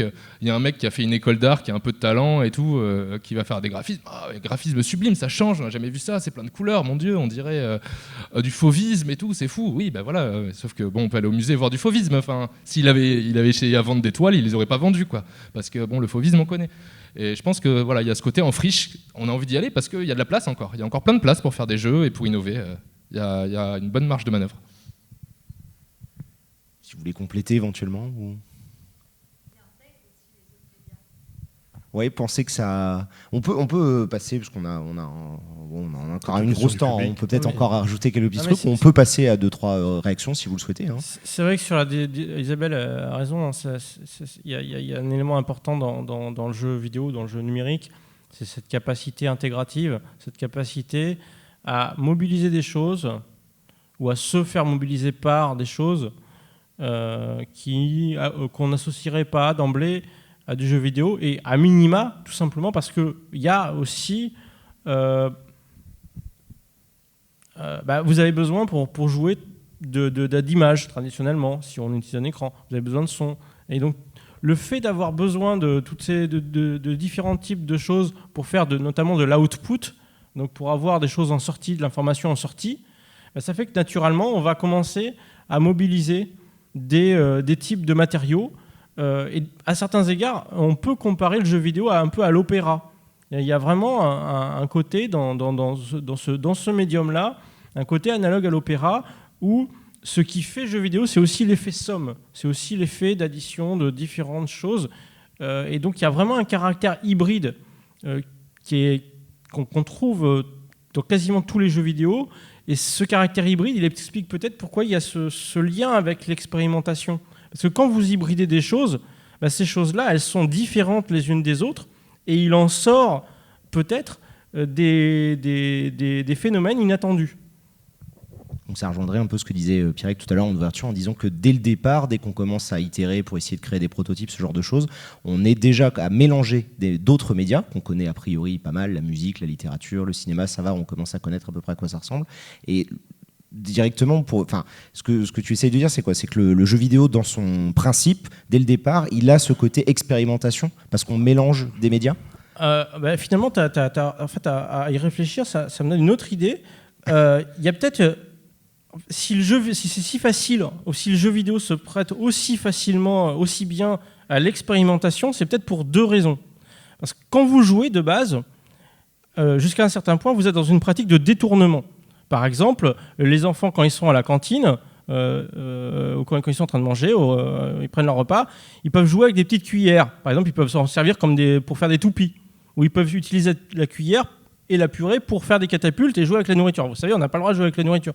Et jouer, d'une certaine manière, souvent, c'est utiliser quelque chose qui était fait qui avait une fonction déterminée, peut-être, voilà, et s'amuser avec, alors que c'était pas fait pour. Un autre exemple que j'aime bien donner, Mathieu pourra être témoin, c'est la course en sac de pommes de terre. Un sac de pommes de terre, c'est pas fait pour courir, c'est fait pour mettre des pommes de terre. Et quand vous courez dans un sac de pommes de terre, c'est pas fait pour aller plus vite. Donc si on se met dans des situations inconfortables, c'est bien qu'on se met à expérimenter, à tester des choses qui ne sont pas faites pour. Donc il y a ce côté hybridation de j'utilise des choses pour m'amuser avec, alors que ce n'est pas du tout fait pour. Ça, c'est déjà peut-être une première raison pour laquelle, de base, déjà jouer et expérimenter, il y a vraiment un rapport. Mais une deuxième raison, c'est les propriétés des technologies du numérique. Et ça, peut-être, Sébastien, je pense que tu vas pouvoir nous éclairer là-dessus, parce qu'il y a pas mal d'éléments dans les propriétés du numérique qui, là aussi, font que Dans le côté expérimentation, le numérique, notamment, il y a ce côté boîte noire. Quand vous programmez, voilà, vous élaborez un programme, ben, d'emblée, vous ne savez jamais totalement ce qui va en sortir. On parle souvent d'émergence. Dès qu'on parle de programmation, le mot émergence, il n'est jamais très loin. Mais c'est aussi parce qu'il y a ce côté boîte noire où finalement, on écrit du code, le programme le traite, mais finalement, nous, qu'est-ce qu'on voit ? On est tout le temps tributaire des outputs qui sont jamais qu'une certaine interprétation. Et qu'est-ce qui se passe au cœur du programme ? On n'y a jamais directement accès. Donc il y a peut-être aussi cette dimension-là. Enfin, moi, ce que ça m'a évoqué là, pendant qu'on discutait de tout ça, c'est de me dire il y a aussi une friction, et ça, c'est dans l'industrie du jeu vidéo, c'est comme ça, puisque c'est une industrie précisément entre cette liberté du jeu, c'est-à-dire effectivement jouer, c'est faire l'exercice des possibles, c'est faire se réapproprier, détourner, etc., des objets, mais en même temps être face à une technologie, comme tu disais. Et être face à une technologie, ça engage des normes, des formats propriétaires, etc., qui, quelque part, parce qu'il y a une logique aussi de rentabilité derrière, essaye de restreindre les pratiques. Et il y a toujours eu cette friction dans l'industrie du jeu vidéo entre on va ouvrir les possibilités d'expérimentation aux joueurs parce que ils sont moteurs aussi, ils sont force de proposition, ils vont nous apporter du contenu, etc. Mais si on ouvre trop, on risque de sortir justement de notre modèle économique, de la façon dont on va pouvoir avoir un retour sur investissement, etc. Et il y a toujours eu cette friction entre, à un moment, les joueurs vont se lancer de compétitions à travers des jeux qui n'étaient pas prévus pour ça. Puis ensuite, Blizzard se rend compte que les joueurs s'organisent des tournois, etc. Donc, ils vont mettre dans leur jeu des systèmes de classement et des choses qui permettent de, quelque part, d'institutionnaliser ce qui va s'appeler l'e-sport et en tout cas de le faire rentrer dans le code même du jeu. Et après, de restreindre tout ça en essayant de se l'approprier à des fins économiques. Donc, je crois qu'il faut aussi toujours avoir ça à l'esprit. Et ce qui est intéressant avec l'émergence, effectivement, de la scène du jeu indépendant, c'est qu'il y a des nouveaux réseaux de distribution, de diffusion, de production, de conception qui permettent un peu plus d'expérimenter parce qu'il y a moins peut-être de contraintes vis-à-vis des normes, etc. Mais en même temps, le public n'est pas tout à fait le même. Donc ça dépend aussi pour qui on veut expérimenter, etc., quoi.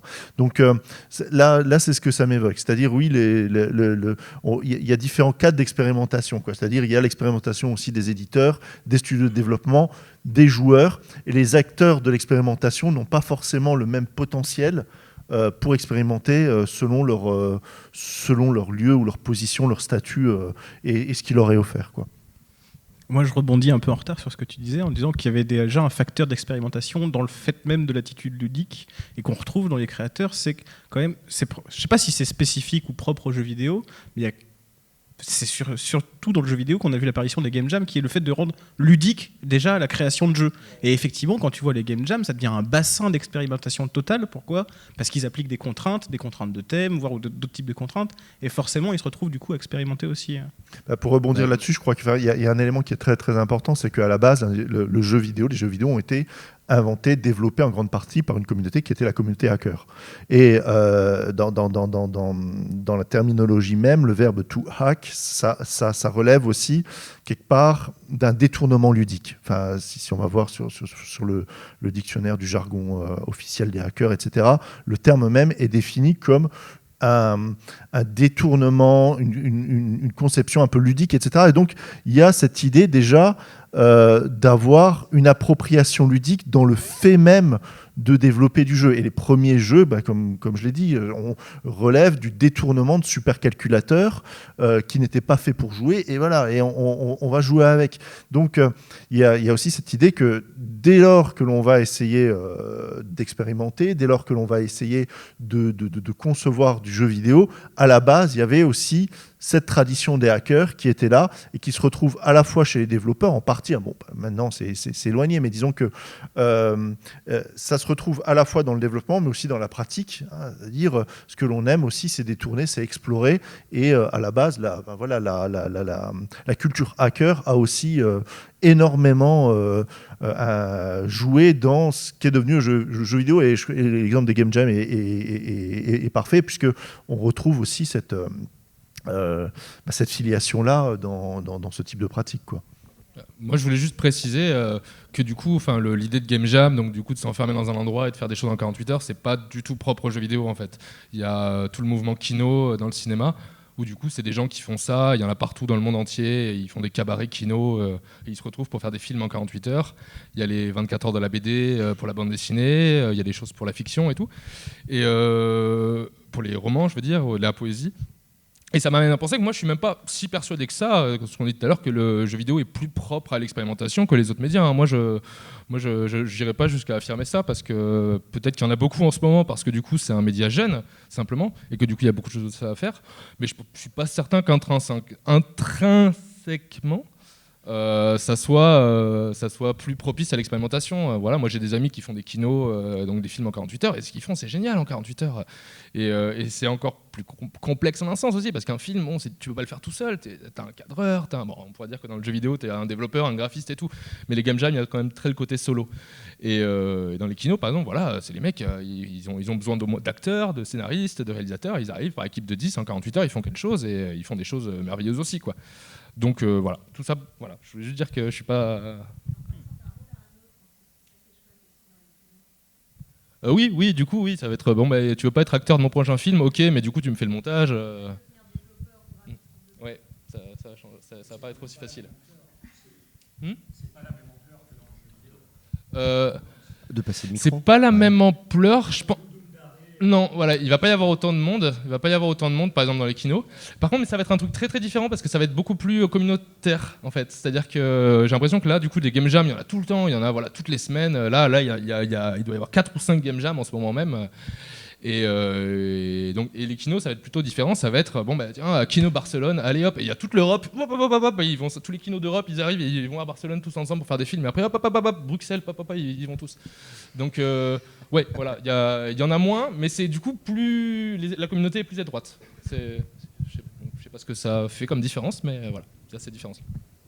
On va en profiter peut-être pour voir qu'il y a commencé à avoir des réactions dans le public pour vous faire passer un petit peu le micro. Si vous avez des réactions, des remarques, des suggestions, des questions même.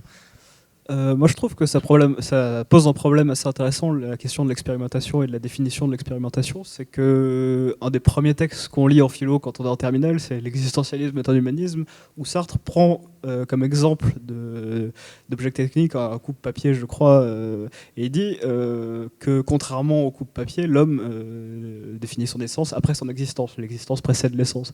Et en fait, ce qu'on peut dire en détournant un peu le truc, c'est que dans l'objet technique aussi, l'existence précède l'essence, puisque la conception qu'on se fait de l'objet technique, que peut avoir un game designer par rapport à son jeu, sera toujours débordée par les pratiques qui en naîtront. Et voilà, c'était juste une remarque comme ça. Pointu la remarque. Hein. Moi j'ai pas lu ça.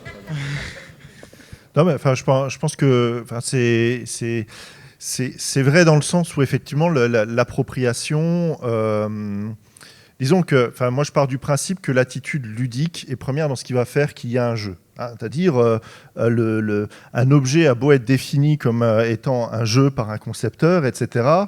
S'il n'est pas actualisé comme tel, s'il n'est pas reconnu comme tel par un joueur, etc., il n'accédera jamais à son existence de jeu. Et ça c'est hyper important, parce que finalement, le joueur va être très important dans ce qu'il va faire finalement qu'un objet est reconnu ou pas comme un jeu. Et du coup, là, dans la façon dont il va l'aborder, eh bien, ça va être très important dans la forme définitive du jeu, dans la façon dont il va être actualisé, etc. etc. Et forcément, la pratique, alors étant plus ou moins aussi contrainte par les règles, par la forme de l'objet, etc., bon, on ne peut pas jouer tout, n'importe comment avec tout. Mais néanmoins, ça c'est un point important sur le fait que, effectivement, je pense que là, si on parlait de la nature de l'expérimentation dans le jeu, effectivement, ce poids de l'attitude ludique sur ce qui va faire d'un jeu ce qu'il est, amène nécessairement à de la réappropriation, à du détournement, à de l'expérimentation. Oui. Alors, comment dire, je voulais rebondir sur la dimension technique, mais en effet, c'est compliqué de décorréler la question de la technique de la question du joueur. Maintenant, si on a en tête le fait qu'il n'y a pas de jeu sans joueur, hein, ça c'est quand même un élément primordial. Comment est-ce qu'il pourrait y avoir du ludique s'il n'y a pas de joueurs? Alors, on peut avoir des machines qu'on peut qualifier de jeux, qui suivent des protocoles, bon, pourquoi pas, mais sans joueurs, il n'y a pas d'expérience ludique. Pour autant, là où on est peut-être en désaccord, ça me semble compliqué de faire une dissociation, une démarcation, en disant, voilà, d'un côté, il y a le joueur, qui serait une sorte qu'on pourrait considérer en soi, de manière isolée, et puis de l'autre côté, il y aurait des techniques dont on pourrait se doter, ou vers lesquelles on pourrait aller, qu'on pourrait utiliser, mobiliser, qui pourraient offrir des expériences de jeu avec lesquelles on pourrait jouer. Alors pourquoi est-ce que j'ai cette réserve ?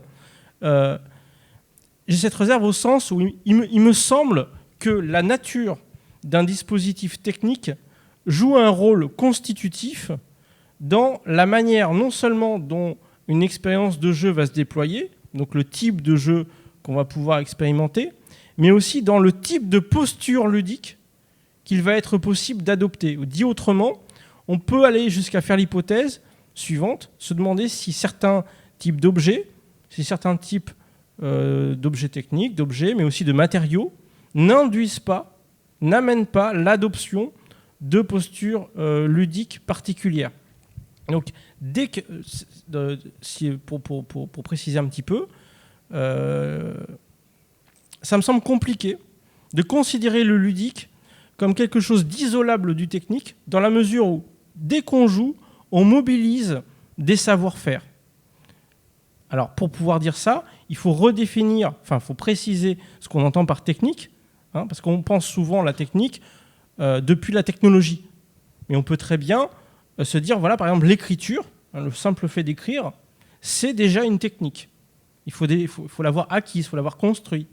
Et par ailleurs, cette technique-là, elle ne peut se développer que dans un rapport à des matériaux qui ont des propriétés spécifiques.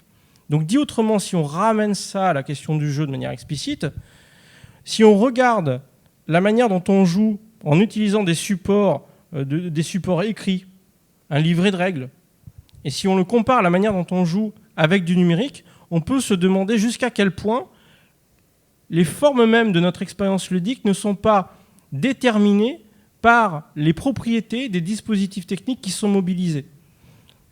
Enfin, moi, je pense que, vraiment, c'est une très bonne réflexion, mais donc, je pense que là où c'est compliqué, c'est que moi, de mon point de vue, c'est de la co-construction. C'est-à-dire, il y a le joueur d'un côté, il y a le système de règles, il y a les objets, et comme tu as dit, il y a des inductions. On essaie d'induire une attitude ludique chez un joueur qui peut-être ne va pas l'adopter ou qui va peut-être l'adopter. Mais ça, c'est une question d'induction aussi, d'affordance, de toutes ces choses-là, mais qui renvoie à la fois à des codes culturels, qui renvoie... disons que c'est une co-construction. L'objet technique ne détermine pas nécessairement le joueur, parce que sinon, il suffirait de concevoir un jeu pour que le joueur, en le percevant, le considère comme tel et suive précisément ses contraintes.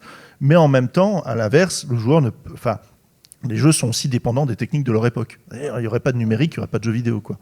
Alors, il me semble qu'il ne faut quand même pas confondre le fait d'avoir des dispositifs techniques qui ont des propriétés données et la question des intentions. C'est-à-dire qu'on peut avoir élaboré un dispositif donné pour toutes sortes d'intentions, notamment parce qu'on veut créer un jeu pour des joueurs, mais quand on parle de dispositifs techniques et de propriétés de ces dispositifs, il ne s'agit pas... Je ne parle pas d'intention, là, je parle de l'induction faite vis-à-vis du joueur, de lui dire « ceci est un jeu ». Oui, mais justement, moi je ne parle pas de ça, parce que simplement le fait d'avoir une cuillère, les propriétés de la cuillère, les propriétés du sable... Tu parles de la propriété de l'objet. Voilà, mais par contre, là où je suis d'accord avec toi, c'est qu'il faut parler de construction, et ce n'est pas simplement une détermination de la technique, ça je suis d'accord. C'était un petit peu pointu au début, hein, donc voilà. sur ce passage-là, s'il y a des personnes qui veulent réagir éventuellement à une question là-haut, d'eux même. Alors, moi, en lisant le sujet de la conférence, c'est peut-être une déformation professionnelle, mais j'ai vu expérimental et donc j'ai pensé à science. Et il y a apparemment, je pense pas que vous en ayez parlé, mais il y a un jeu vidéo qui a été créé dans le but de résoudre un problème scientifique. Donc, je sais pas si c'est le repliement de la protéine, un problème biologique assez complexe à régler. Et donc, ce qu'on a fait, c'est que les gens ont créé un jeu. Ils ont permis, donc c'est un jeu d'énigmes, donc il faut arriver à réduire un score au minimum.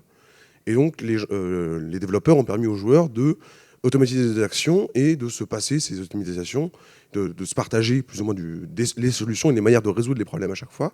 Et à la fin, on a analysé comment ils résolvaient ce problème-là pour concevoir de nouveaux algorithmes pour calculer le repliement des protéines et donc aider la science. Donc, est-ce que ce type de jeu-là est un jeu expérimental ou pas? C'est aussi une question que je me pose. Enfin, là, je pense qu'effectivement, on peut se dire qu'il est expérimental dans le sens où, bon, même si c'est pas peut-être le premier à souhaiter faire ça, il a expérimenté en tout cas une forme de recherche à partir de pratiques qui n'étaient pas nécessairement la norme vis-à-vis de la recherche scientifique et vis-à-vis aussi de l'utilisation d'un jeu avec un public à si grande échelle pour résoudre ce problème-là. Donc, quelque part, c'était une expérimentation. C'était une expérimentation qui a été menée, qui aurait pu échouer, mais qui aujourd'hui, effectivement, fait cas d'école, puisqu'elle a très, très bien fonctionné. Enfin, elle a bien fonctionné, quoi. Donc, je pense qu'effectivement, là, à la fois par son contexte, c'est-à-dire un contexte scientifique, où on va expérimenter une forme qui n'est pas habituelle, quoi, dans un contexte académique, d'utiliser le jeu pour résoudre quelque chose comme ça. Donc déjà, le contexte, la portée, la forme même de l'expérience, voilà, fait qu'on peut considérer, je pense, oui, comme un jeu expérimental. Ouais. Je rebondis parce que vous m'aviez fait penser, mais c'est aussi, je pense, un jeu expérimental dans le sens où il y a eu un gros effort de la communauté qui a travaillé ensemble. On s'est partagé les connaissances qu'on a acquises et on a avancé et on a permis à plus de monde de résoudre les problèmes parce qu'on s'est partagé ces connaissances-là. Et c'est, à mon sens, aussi un aspect expérimental. Aussi, oui. Ouais, tout à fait, oui.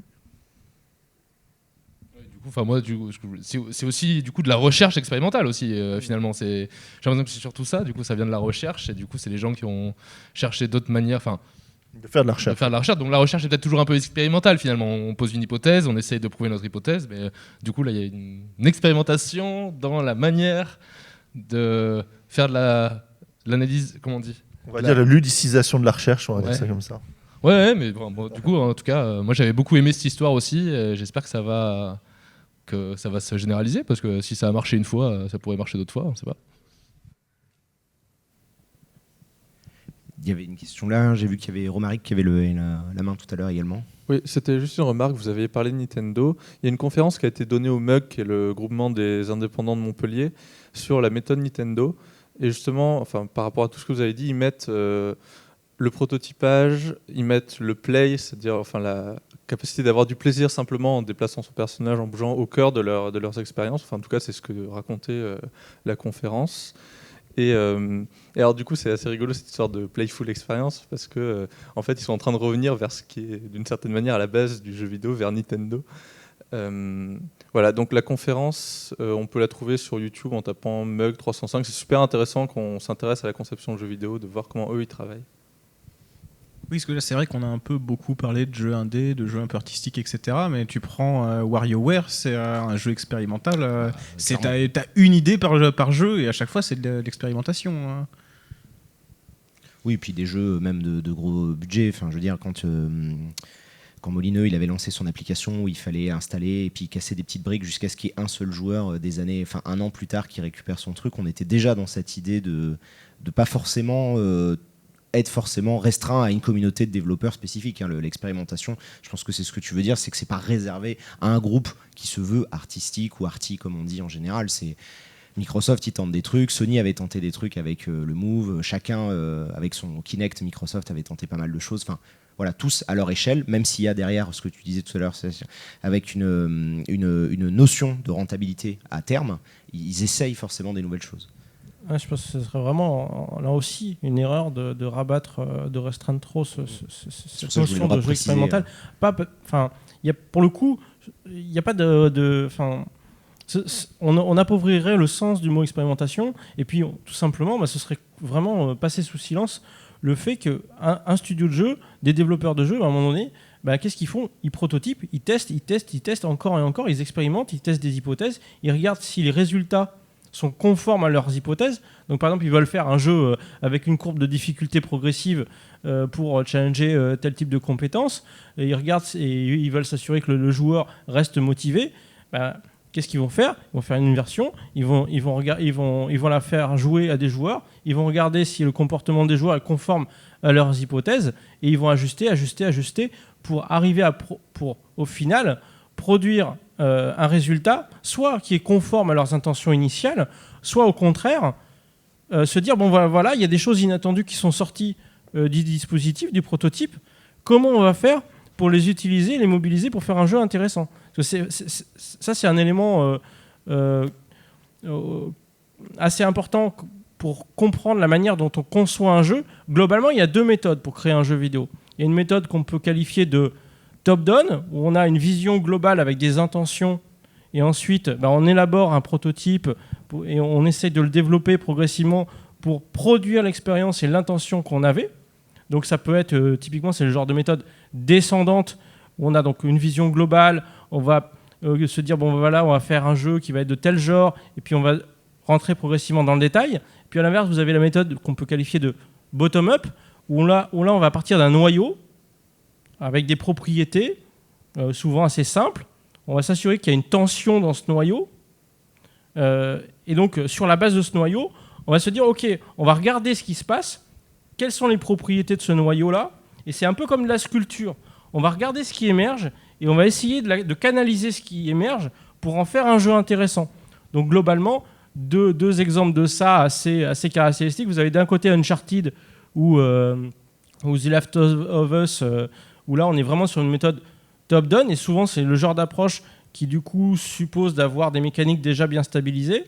Et à l'inverse, vous avez une approche, par exemple, comme dans SimCity, ou dans Minecraft, vous voyez, le process de Notch, c'était typiquement, je pars d'une mécanique simple, puis progressivement, je regarde ce qui se passe, j'écoute les propriétés du système, je vois quelles sont les possibilités amenées, et je crée un jeu en écoutant les propriétés du système au lieu de prescrire une idée a priori. Et ça montre aussi qu'on change aussi la méthode du coup de développement, puisque forcément, avec maintenant l'arrivée en masse de jeux en early access, Kickstarter, qui sont développés, alors que les gens y jouent et qui s'enrichissent au fur et à mesure, il y a toute cette notion ces dernières années de contenu généré par l'utilisateur, où récemment, on l'a vu, ils ont essayé de le monétiser. Et du coup, ça change complètement même la façon, je pense, dont on développe en fait les jeux. Parce que ça permet aux développeurs d'avoir en permanence des réponses et d'injecter au fur et à mesure de nouvelles choses dans leur jeu. En fait, tous les éléments qui vont permettre d'avoir de l'itération en continu, ça, c'est des éléments qui peuvent être mobilisés par un concepteur de jeu pour affiner son travail. Si vous avez autant de jeux qui ont des suites, c'est aussi souvent pour des raisons commerciales, mais c'est aussi parce qu'une des propriétés fondamentales du jeu vidéo, c'est la variabilité, qui est garantie par notamment le numérique. Le fait de pouvoir faire des variations, ça veut dire que vous allez pouvoir itérer assez facilement, déjà parce que tout va se passer au niveau du tweaking, de la modification des valeurs. Et donc, dès que vous allez avoir des occasions pour avoir de nouvelles informations, finalement, de nouvelles data, vous allez pouvoir enrichir, affiner. Et une fois le noyau ou les bases bien constituées, rajouter une couche. Donc souvent, le premier épisode d'un jeu, finalement, c'est un prototype très avancé. Et ce sera le deuxième épisode, c'est pas toujours le cas, hein, mais Dark Souls, c'est un peu cet exemple sur le Demon's Souls, le premier. Voilà, Demon's Souls. C'est marrant, c'est que c'est une attitude qu'on retrouve au-delà du jeu vidéo, dans le jeu, dans les règles maison aussi, le fait que on a un jeu qui est livré, on le trouve pas très bon, on change quelques règles et de toute façon, il devient meilleur, on affine l'expérience aussi de cette manière-là. Mais je trouve ça marrant dans cette propriété, parce que le jeu vidéo lui permet justement, peut-être pour le revenir sur mon idée tout à l'heure, d'une différence avec les autres médias, même si, on l'a dit, il n'y a finalement pas de propriété intrinsèque qui fait que c'est plus propice pour l'expérimentation. Malgré tout, le jeu vidéo est un truc qui n'est jamais véritablement fini. Aujourd'hui, du coup, avec Internet, on peut en permanence faire évoluer le jeu, le produit, le faire complètement changer. Tu peux dire ça de etc. n'importe quelle heure. Je vais te faire écouter des trucs, tu vas voir que la musique, elle n'est pas finie. Hein.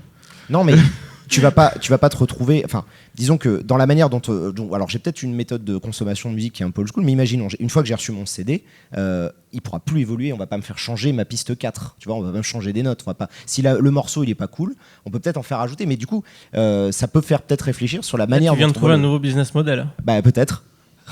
Mais parce que justement, il n'y a pas de notre film. Imaginons, on trouve que la fin de Transformers 12, non, elle est un peu naze. On va pas avoir Michael Bay qui va se dire ouais, non, là j'ai eu une mauvaise note sur Metacritic. Je renvoie une nouvelle. George Lucas n'a cessé de le faire avec ses Star Wars. Non, mais dans les autres médias, on n'a pas forcément que le jeu vidéo. Je trouve qu'il a vraiment cette propriété d'être en permanence en vivant. En fait, c'est un objet vivant. Je trouve qu'il peut recevoir, il peut envoyer des informations. Du coup, ce que vous parliez de but, les joueurs les renvoient au concepteur qui lui rajoute au fur et à mesure. Il y a une espèce d'échange constant. Ça, je pense qu'il y a plusieurs facteurs qui expliquent ça aussi, et notamment le facteur économique là, qui est à prendre en considération aussi. C'est que très vite, les développeurs ont compris l'intérêt d'avoir une communauté de joueurs qui développaient gratuitement pour eux du contenu, et qui leur permettait d'allonger la durée de vie de leur titre sans employer des game designers en plus. Ou voilà, ça a commencé avec Doom, même avant, voilà, pour faire des niveaux gratuits, voilà, et la communauté qui permet de fournir du contenu gratuitement. Et aujourd'hui, ça va même plus loin, puisque on a compris que les joueurs aimaient jouer à des jeux même pas finis, et ils étaient même prêts à payer pour ça. Donc du coup, avant le boulot de bêta-testeur, qui était un boulot vraiment rémunéré, etc., aujourd'hui les joueurs payent pour le faire, quoi. Donc il y a vraiment cette logique dans l'industrie du jeu vidéo aussi, qui est de permettre la participation des joueurs pour modifier l'œuvre, ou en tout cas le jeu, parce qu'il y a aussi un intérêt business à faire ça. Mais pour autant, c'est vrai que l'ouverture du jeu est aussi permise. Alors, après, c'est une vaste discussion, ça, mais disons que le fait de pouvoir jouer, n'importe qui ici est game designer. Je ne vous l'apprends pas, tout le monde dans sa vie a déjà inventé un jeu, ne serait-ce quand on était enfant, en se disant tiens, je vais sauter au-delà de la rivière sans essayer de toucher telle fougère, etc., etc. On est tous des game designers en puissance, et donc ça, c'est hyper important, parce que quelque part, le joueur est aussi quelque part a déjà expérimenté de la création et a aussi envie peut-être de mettre la main à la pâte lorsqu'il y a des règles, comme tu disais, Dorian, voilà, on reçoit un jeu de rôle, la règle là franchement elle est trop compliquée, allez hop on la simplifie, etc. Alors c'est vrai que prendre l'exemple du jeu de rôle. Pourquoi prendre l'exemple du jeu de rôle quand on parle de règles mal fichues? Franchement, je suis scandalisé. Moi je trouve que le meilleur exemple c'est le Monopoly. Je crois que je connais personne qui n'a joué au Monopoly avec les règles officielles du Monopoly. Prenons le Uno aussi, c'est un jeu qui a été détourné. Prenons un autre exemple, alors pas on va prendre le Monopoly ou Uno, qui sont deux jeux moi que j'ai beaucoup modifiés. Ouais, voilà, donc allons-y pour le Uno. Non mais bon, disons que s'il y a cette malléabilité-là du jeu, alors qu'on va peut-être moins retrouver dans le jeu numérique, parce que justement, précisément, il y a cette boîte noire du code qui empêche de modifier en profondeur certaines règles, mais qui n'empêche pas pour autant d'ajouter des règles implicites. C'est-à-dire, je vais jouer à ce jeu-là de telle façon en essayant de tester telle limite du système, etc., etc. C'est pas tout à fait le même cadre. Tu parles pour les joueurs. Oui, voilà. Après, du coup, oui, on pourrait parler du modding. Parce qu'en termes d'expérimentation, justement, alors là, c'est tellement violent que Steam a bien compris qu'on n'avait plus besoin de créateurs de jeux, entre guillemets. Il suffisait simplement de mettre à disposition des outils de création, de modification, et de création, de donner des jeux, de mettre à disposition des jeux existants, plus ou moins finis, et puis de laisser les gens, les joueurs, faire les utilisateurs de jeux, pour reprendre une expression de Wilfried Coussieu, les usagers de jeux, parce que ce qu'ils jouent, en tout cas ils utilisent des jeux, ils les modifient, ils les triturent, et puis peut-être qu'il émergera de là des variantes, des variations qui vont pouvoir à leur tour s'imposer. On va peut-être pas dériver sur la discussion de Mais un modeur, c'est vraiment quelqu'un qui expérimente en disant tiens, est-ce que je changerais ce truc-là, tel élément. Ça remet vachement en question la notion de propriété du coup de cette histoire de code, puisque du coup ces dernières années la plupart des outils sont devenus de moins en moins chers. On l'avait dit, la barrière pour pouvoir devenir développeur s'est rabaissée jusqu'à ce que ça devienne quasiment gratuit. Du coup c'est vrai qu'on peut tous interagir et intervenir même dans notre jeu, même si c'est pas le nôtre d'ailleurs.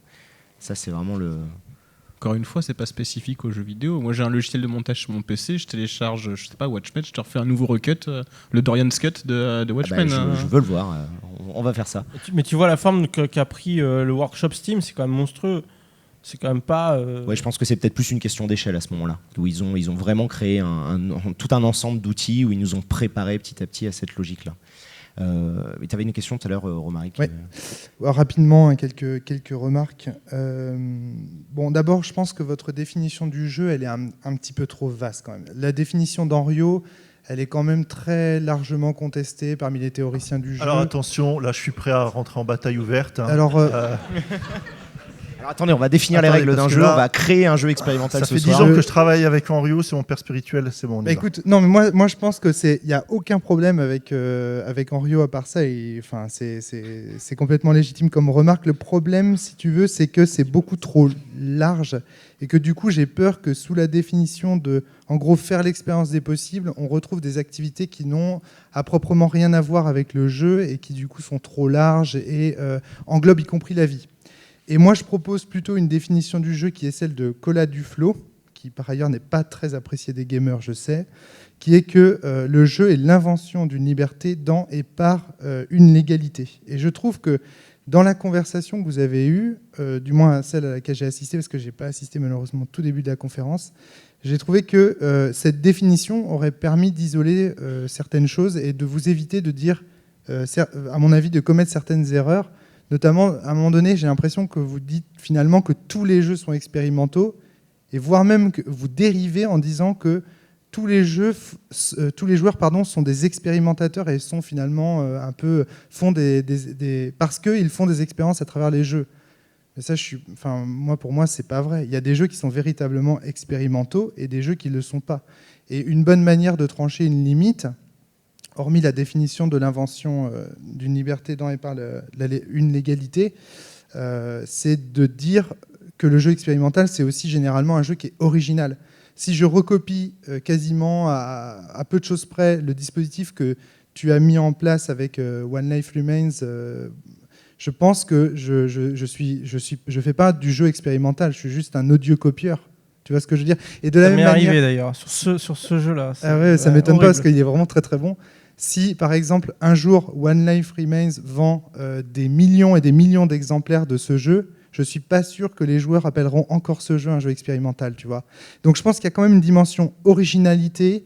Vous dites tester les limites, oui, mais il faut que ça n'ait pas déjà été fait pour être qualifié d'un jeu expérimental. Et une dernière remarque, et après je vous laisse la parole, c'est ça précise aussi ce débat que vous avez eu autour des objets.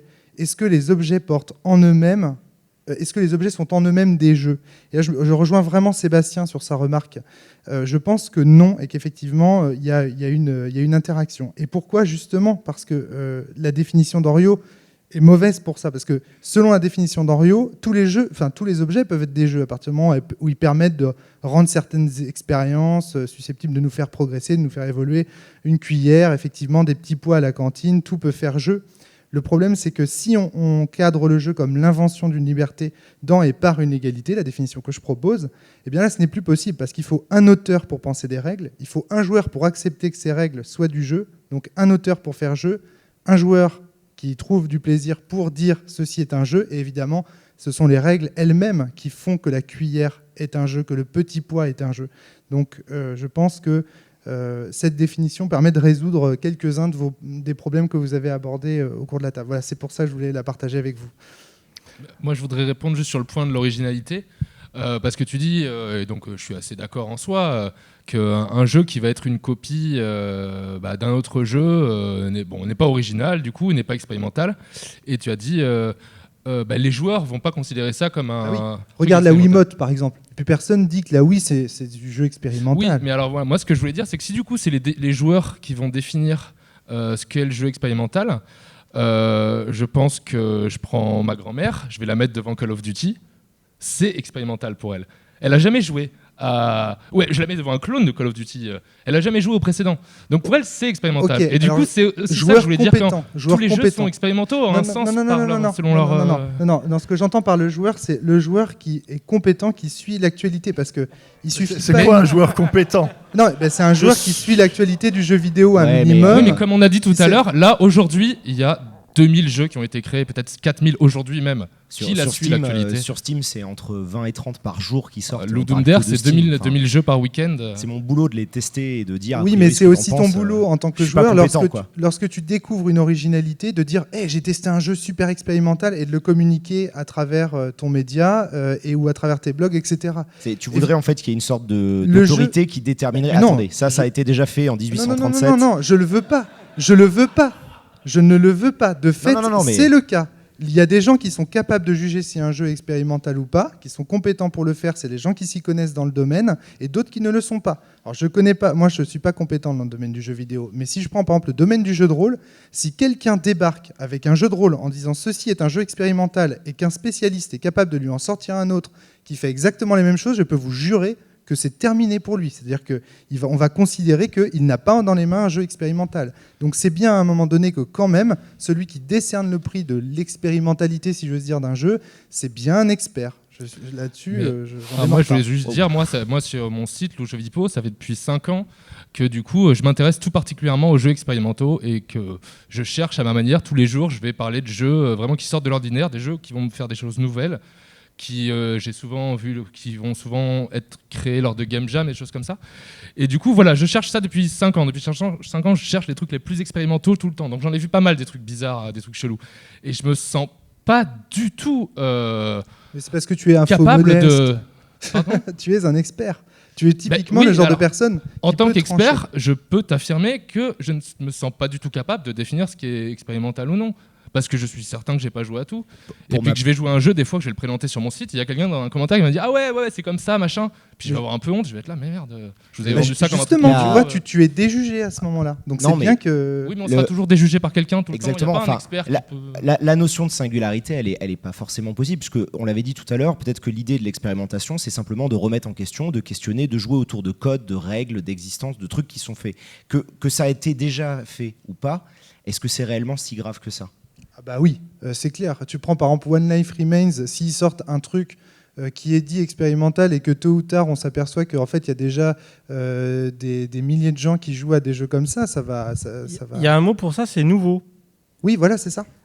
Mais enfin là, je pense que ça dépend vraiment du contexte, quoi. Et c'est un peu ce qu'on a dit. C'est-à-dire, il peut y avoir expérimentation dans un cadre ou dans un autre, selon l'époque, selon le lieu. Ce qui va être expérimental au Japon va pas forcément l'être en France et réciproquement. Tout à fait. Donc bon voilà. Après, bon, je voulais quand même juste rapidement répondre sur Henriot, mais je vais pas faire des heures sur Henriot, mais je pourrais. Avec plaisir, hein, donc on y va. Non, alors, je crois que le problème de Colas Duflo, c'est qu'il est vraiment trop porté sur les règles. C'est-à-dire, lui, il évacue le joueur. Hein. C'est-à-dire, le jeu se définit par lui-même, par ses règles, etc. L'intérêt d'Henriot, c'est qu'il ne dit pas que tout peut être jeu. Pas du tout. Il dit que c'est l'attitude ludique qui amène à faire l'exercice des possibles. Et donc, là, il se situe du côté du play.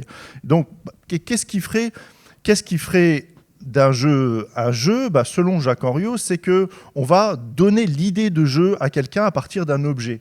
Mais cet objet ne détermine pas nécessairement qu'il va être reconnu comme tel.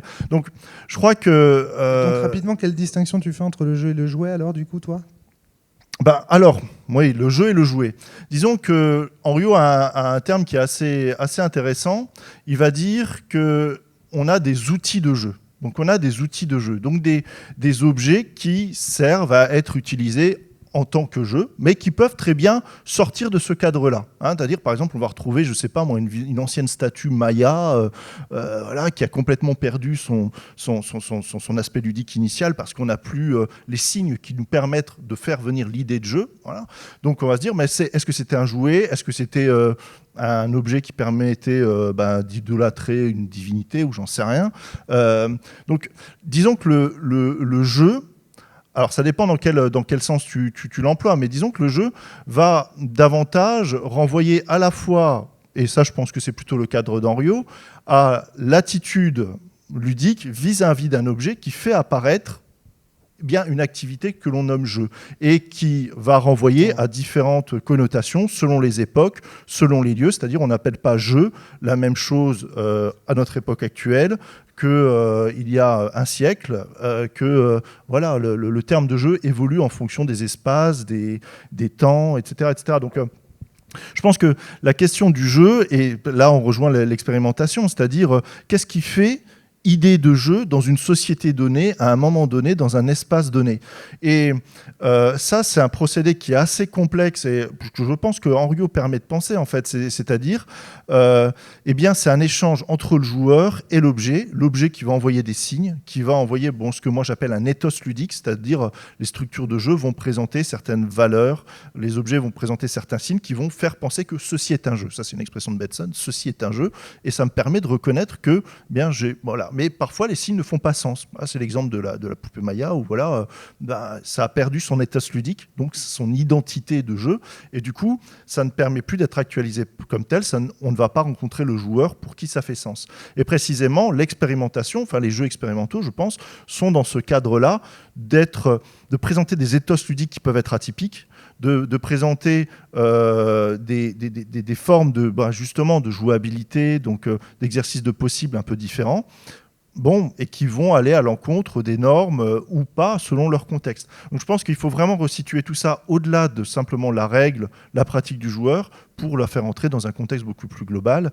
Et ce que malheureusement, je pense que vraiment à relire Cola Duflo, mais je pourrais envoyer les références là-dessus, Cola Duflo reste vraiment trop strictement attaché à la règle en tant que telle, sans prendre en considération forcément les joueurs, à l'inverse de ce qu'il dit au début de son bouquin. Je ne suis pas d'accord. Eh ben, on en discutera. Je vous laisserai en discuter éventuellement en dehors, comme ça on va laisser la parole.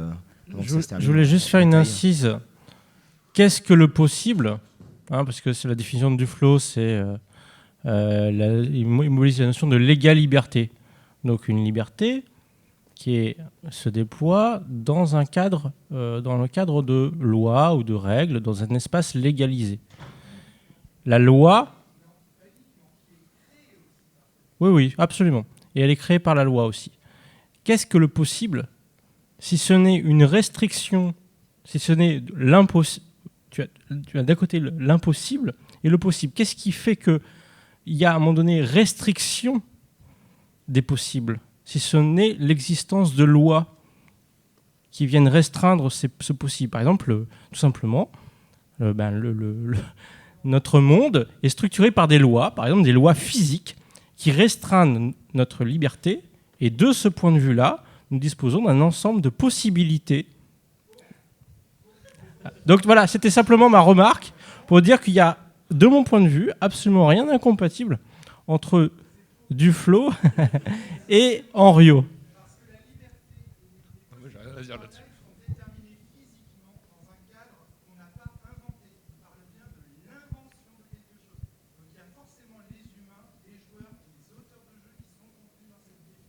Ça réfute en rien ce que je viens de dire. Je suis vraiment désolé, Romaric, je pense qu'on va... Je peux vous laisser discuter de ça en dehors. On va profiter de cette dernière demi-heure pour laisser les non-conférenciers poser des questions et éventuellement réagir autour de cette question de l'expérimentation. Mais on organisera du coup demain une session spéciale, si vous le souhaitez. Avec des barres de vie affichées à d'opposition, l'écran. voilà, exactement. Attaque spéciale, transformation, méga évolution, tout ce que vous voulez. On y réfléchira. Je suis désolé vraiment de couper à votre discussion, mais je pense que c'est bien qu'on recentre rapidement sur éventuellement faire intervenir toutes les autres personnes qui ne sont pas dans ce fauteuil là-bas. Si vous avez du coup, il y a quelqu'un là-bas tout en haut qui souhaitait poser une question en blanc. Vas-y. Ça me va aussi, je l'avais pas vu en fait. Je pas. Oui, pour le coup, je voudrais rebondir par rapport à ce qui a été dit un peu plus haut. Dans l'absolu, en ce cas, tous les STR qui sortent ne sont ni expérimentaux ni originaux, vu qu'à la base, ça a été créé par le haut état-major allemand, le Kriegspiel, et donc au final, tout ce qui est fait n'est qu'une copie avec quelques variations, mais ce ne serait pas expérimental si on suit la logique qui a été énoncée. Si on va jusqu'au bout, ça couperait tout le fait qu'il y a des jeux, des STR qui sont originaux, qui sont expérimentaux, bien qu'ils découlent de quelque chose qui a été créé dans un cadre bien précis. On peut tricher avec la définition qui a été donnée au-dessus, je trouve. Je sais pas, moi j'ai pas l'impression que ça... je sais plus, on en a donné plusieurs des définitions en fait, j'ai l'impression. Mais du coup, oui, mais là, STR, c'est quoi les STR? Les jeux de stratégie en temps réel. Voilà. Bah oui, mais ça marche pour ça comme pour n'importe quoi, pour les platformers et pour les trucs. Évidemment, quand il y a des cadres. Voilà, et puis je sais pas, par exemple, tu prends le FPS, et puis au bout d'un moment, tu vas avoir Portal. Bon, on a toujours un fusil, mais cette fois, on va tirer des portails au lieu de tirer des balles. Bon, oui, c'est de l'expérimentation, c'est nouveau. Moi, je vois absolument pas de contre-indication, ça marche avec les STR. Puis même, du coup, tu parlais de Mario tout à l'heure. Mario, il a défini un cadre, et à l'intérieur de ce cadre, on peut jouer et repousser ses limites, et penser à Mario les espèces de Mario impossibles à finir, etc. Et ça reste pourtant inspiré du Mario. Donc, on n'a pas une sorte de jeu originel qui aurait tout inventé et dont tout découle, chaque truc. C'est pour ça que je pensais tout à l'heure, je suis désolé de repartir là-dessus alors que j'avais dit non, mais l'idée de se dire qu'il y a un truc qu'il faut qu'il soit forcément singulier et unique, c'est peut-être pas forcément la bonne idée, parce qu'il y a peut-être juste une approche différente, il y a peut-être une idée d'itération. On se dit, tiens, pourquoi pas on repousserait encore une fois les limites de ce truc-là, parce que peut-être qu'on l'avait pas fait suffisamment, peut-être qu'on n'avait peut-être pas suffisamment remis en question les codes du FPS et qu'on va trouver encore autre chose à faire. Enfin, je pense que ça serait dommage de s'empêcher d'expérimenter, que ça en soit ou pas réellement, dans une espèce de volonté de garder une certaine mainmise sur la définition du truc. Je pense que ça irait un peu à l'encontre de l'idée du jeu et de la création, mais bon, après c'est... Du coup, je sais pas si je l'ai dit tout à l'heure ou pas, si je vais me répéter, mais pour moi, il n'y a pas d'un côté des jeux expérimentaux et d'un autre côté des jeux pas expérimentaux. Enfin, c'est pas une case dans laquelle on met des jeux. Donc, ça pourrait être le cas quand les gens vont se revendiquer, si un auteur va dire, ça c'est un jeu expérimental. Bon, à ce moment-là, peut-être qu'on pourra dire, ok, il rentre dans une case qui est le jeu expérimental parce qu'il a été déclaré comme tel, d'accord. Mais sinon, juste sur le point de l'innovation, de l'originalité, si on prend cette définition-là. Il n'y a pas du tout un moment où tu passes la barre, ça y est, tu deviens expérimental. Enfin, c'est des petites expérimentations incrémentales ou plus importantes. Il y a pas, c'est pas deux tiroirs, quoi. Donc tous les jeux, ça rejoint ce que je disais encore un peu tout à l'heure. Tous les jeux sont un peu expérimentaux à leur manière, dans la démarche de la création, dans la réception par les joueurs, dans tous les sens, quoi. Mais moi, du coup, en te répondant, je vais répondre aussi un peu du coup à Romaric aussi, c'est que je trouve qu'on est un peu encore flou dans les termes, parce qu'on parle d'originalité, mais c'est vrai que si on prend stricto sensu l'originalité, qui est donc du coup être le premier en son genre et qui fait l'origine du genre, on en trouve. Ok, donc t'es pas d'accord sur la définition, mais sémantique, le jeu.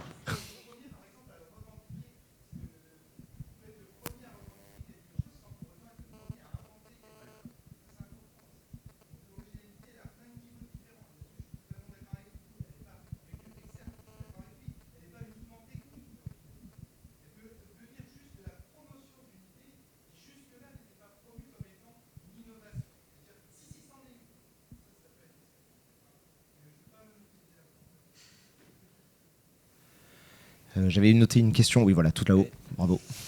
Du coup, ça a été un petit peu répondu, mais du coup, comme vous disiez, si pour une personne donnée, un jeu est expérimental, ça veut dire que techniquement, tous les jeux sont expérimentaux, donc il n'y a pas de jeux expérimentaux. Donc du coup, ma question c'est, attendez, je vais la lire, qu'est-ce qu'un jeu expérimental? Parce que du coup, on avait dit qu'on la posait pas, celle-là.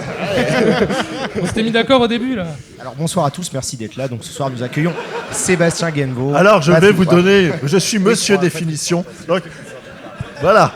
Je vois quand même que toutes mes tentatives de définition ont échoué, donc ça fait toujours plaisir. Mais après tout, un chercheur, c'est fait pour chercher, donc je ne prétends jamais avoir des réponses définitives.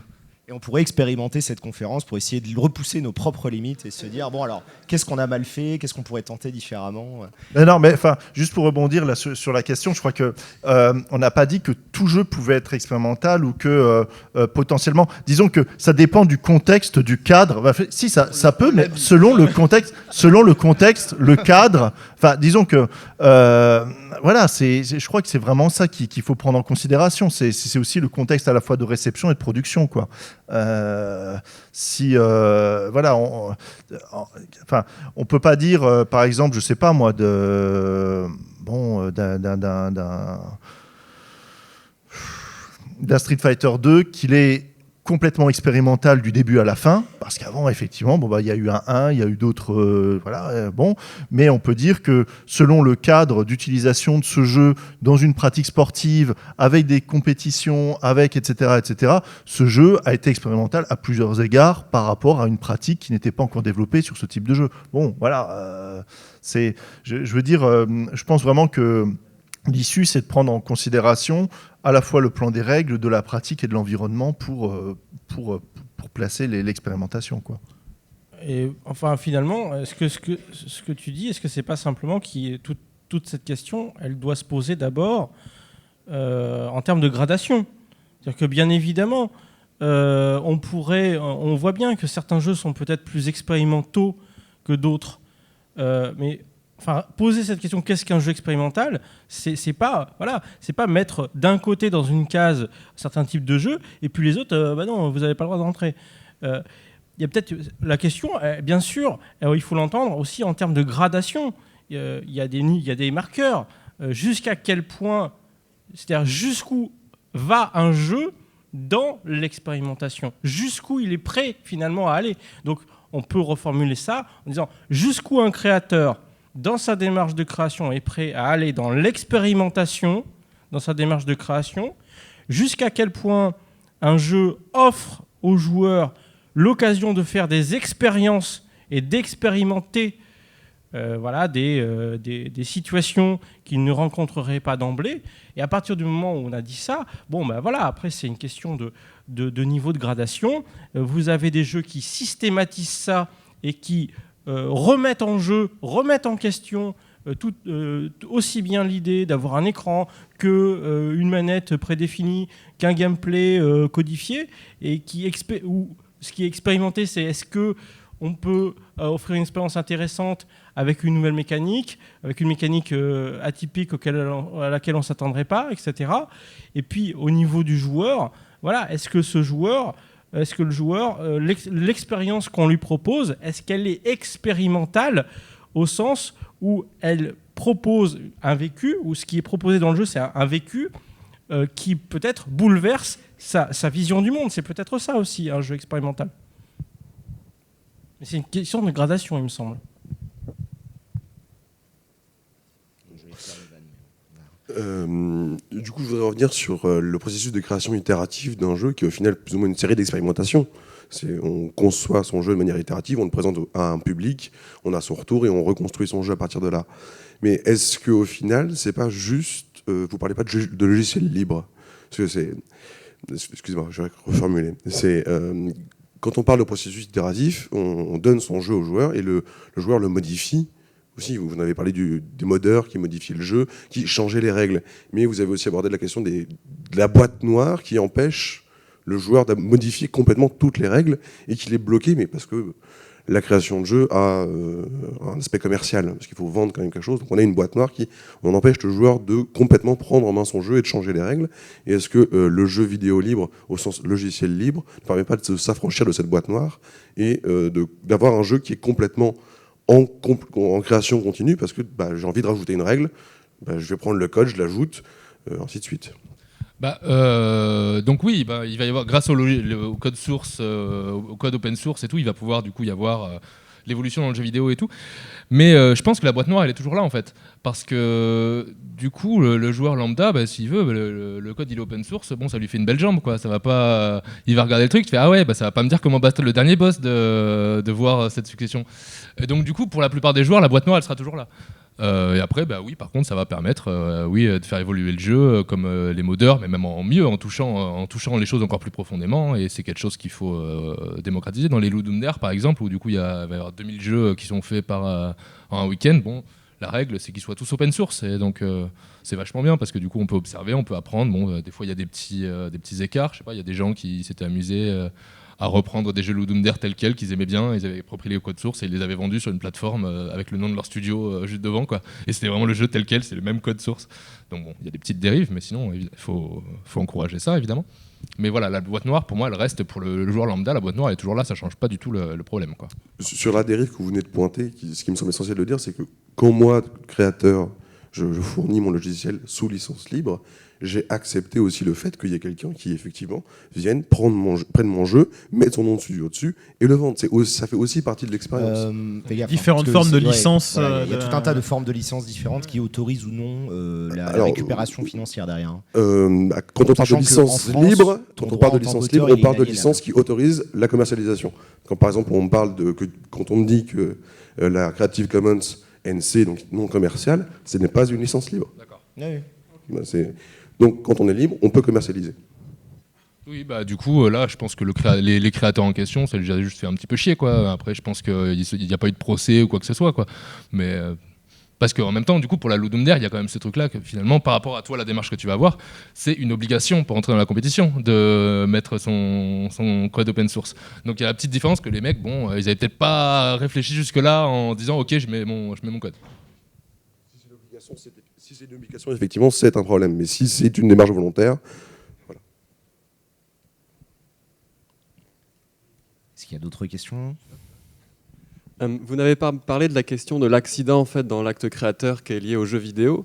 Et je repense par exemple à GTA, le premier. Il me semble qu'au départ, ils avaient une idée de produire un jeu qui était différent. Et en fait, ils se sont rendus compte que par accident, le gameplay était plus intéressant que ce qu'ils avaient prévu de faire.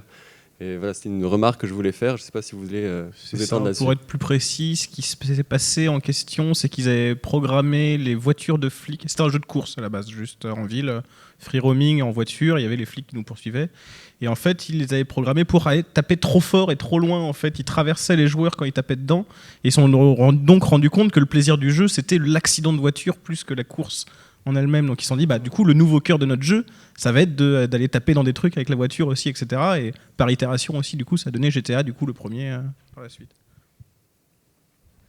Après, ça, je pense que dans tout acte créateur, il y a la part de hasard, quoi. Je veux dire, en peinture, sans aller jusqu'à l'action painting, voilà, quoi. C'est le propre même de l'acte créatif, quoi.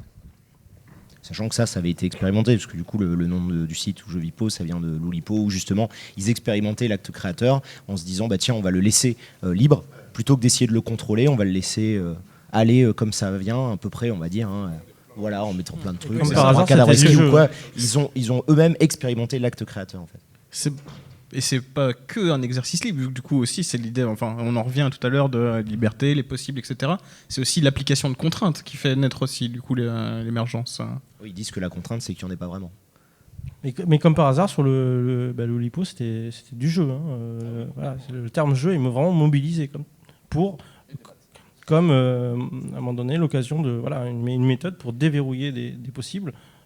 Et modifier un rapport à l'écriture qui est peut-être arrêté, donc remettre en jeu finalement certains codes d'écriture. Voilà. C'est là où on retrouve simplement, là tout à l'heure il y avait quelqu'un qui disait voilà, on est un peu aussi dans un flou, et c'est vrai qu'on est dans un flou quand même au niveau définitionnel de ce qu'est une expérience et de ce qu'on appelle expérimenter. C'est peut-être aussi sur ça on peut peut-être revenir sur... Il y a au moins 3 acceptions de la notion d'expérience. L'expérience, c'est d'abord faire un vécu, avoir le vécu de quelque chose. Je fais l'expérience d'un coucher de soleil, voilà. Donc j'éprouve quelque chose. Une expérience, c'est aussi donc le côté scientifique qu'on a évoqué par-ci par-là. J'expérimente des choses, je teste des choses. Et enfin, il y a la notion d'expérience au sens où j'acquiers de l'expérience, comme dans un RPG, j'acquiers des points d'XP. Donc j'acquiers de nouvelles données à l'occasion de l'expérience que je fais. Donc c'est aussi, je ramasse de l'expérience, j'accumule de l'expérience, donc ce qui peut se rattacher aussi à la notion d'apprentissage. Et donc c'est vrai que quand on parle de jeu expérimental, il y a ces 3 notions, et peut-être que la caractérisation, ce qui permet de plus facilement désigner un jeu comme expérimental ou radicalement expérimental, c'est est-ce qu'il est sur ces 3 plans et jusqu'à quel degré. Bon, c'est un peu simpliste, hein, mais...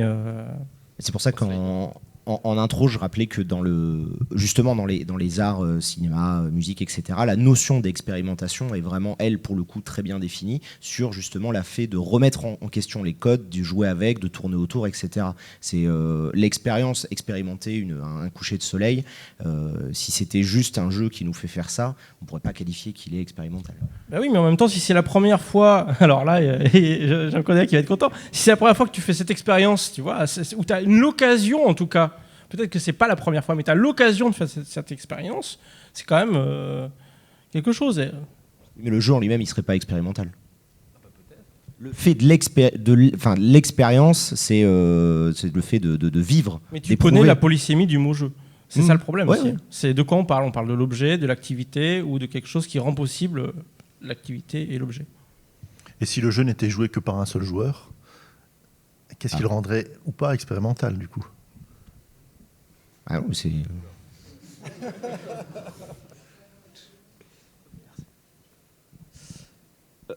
J'avais une autre question qui était plus spécifique aux gens un peu à gauche. C'est sur votre démarche en fait, parce que je comprends bien la démarche universitaire de faire des jeux pour essayer de comprendre ce qu'est un jeu vidéo et de repousser les limites et de les redéfinir. Mais quel est le sens de chercher à théoriser quelque chose qu'on est en train de modifier? C'est-à-dire épistémologiquement, vous modifiez les paramètres de ce dont vous parlez en même temps que vous essayez de le théoriser, de le comprendre, etc. Donc, est-ce que c'est pas une posture, intéressante quoi qu'il en soit, mais je veux dire un peu bizarre du point de vue de la connaissance? En tout cas, c'est une posture qui est très peu pratiquée en France. C'est ce qu'on appelle plutôt, par exemple, au Québec, de la recherche-création. Il y a beaucoup de recherches qui se font dans ce sens-là, qui est de se dire qu'on va essayer d'avoir différents concepts qu'on va mettre à l'épreuve, etc., en faisant de la création et en essayant une production qu'on va, là, dans le cadre du jeu, par exemple, donner à expérimenter. Là, je vais parler plus concrètement du jeu que j'ai développé, du coup, qui rentrait dans ce cadre, qui s'appelle Keys of a Game Space, et donc qui partait à la fois du principe d'essayer de montrer que le jeu pouvait dire des choses un peu différentes, en même temps, du coup, d'essayer de faire évoluer peut-être la perception de ce que pouvait dire un jeu, et de questionner par là même la frontière entre le jeu et le non-jeu. C'était un des questionnements que j'ai dans ma recherche, en tout cas, à partir de quel moment un objet va être considéré comme un jeu. Voilà, et donc pour ça, on peut partir sur un cadre, une hypothèse, et puis prendre des jeux qui sont préexistants et essayer de tester cette hypothèse-là à partir. Ou bien on peut aussi créer un jeu à partir de cette hypothèse et justement pouvoir suivre. L'intérêt de créer, du coup, c'est de pouvoir suivre tout le spectre depuis la création jusqu'à la réception de maturation de l'hypothèse, de l'idée, etc. et de la faire en prise vis-à-vis du réel de façon un peu différente. Donc voilà, je crois que l'intérêt de la recherche-création, c'est d'injecter dans une production des concepts, des idées, et en même temps, cet acte de création va venir enrichir la réflexion. C'est-à-dire c'est dans les deux sens, quoi.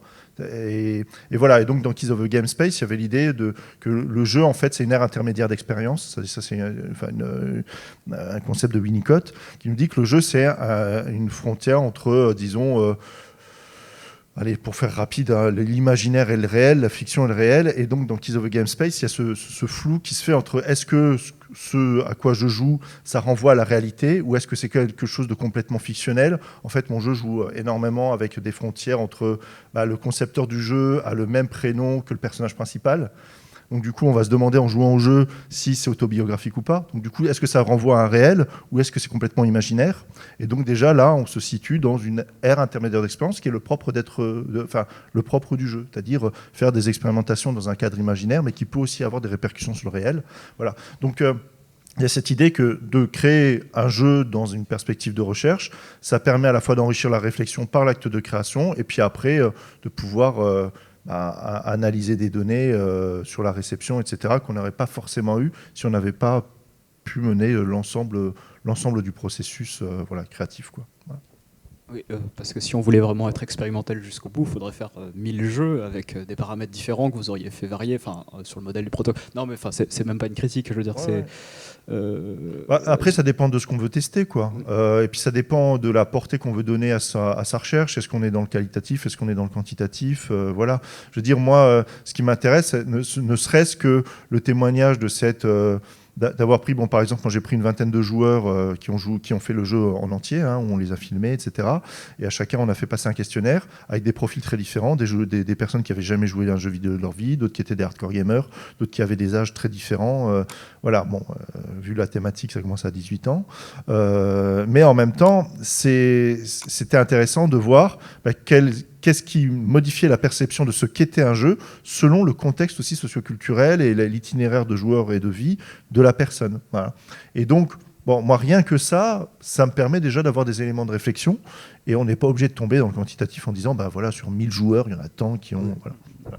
Et je ne veux pas monopoliser le micro, mais est-ce que le jeu que vous faites et les expériences que vous produisez ont charge de preuve pour justifier votre discours, enfin justifier, je veux dire le prouver tout simplement, tautologiquement quoi, mais c'est-à-dire charge de preuve, je comprends pas très bien. En fait, ce qui m'intéresse, c'est surtout la construction du discours universitaire, en fait, avec des expériences, par exemple en philosophie.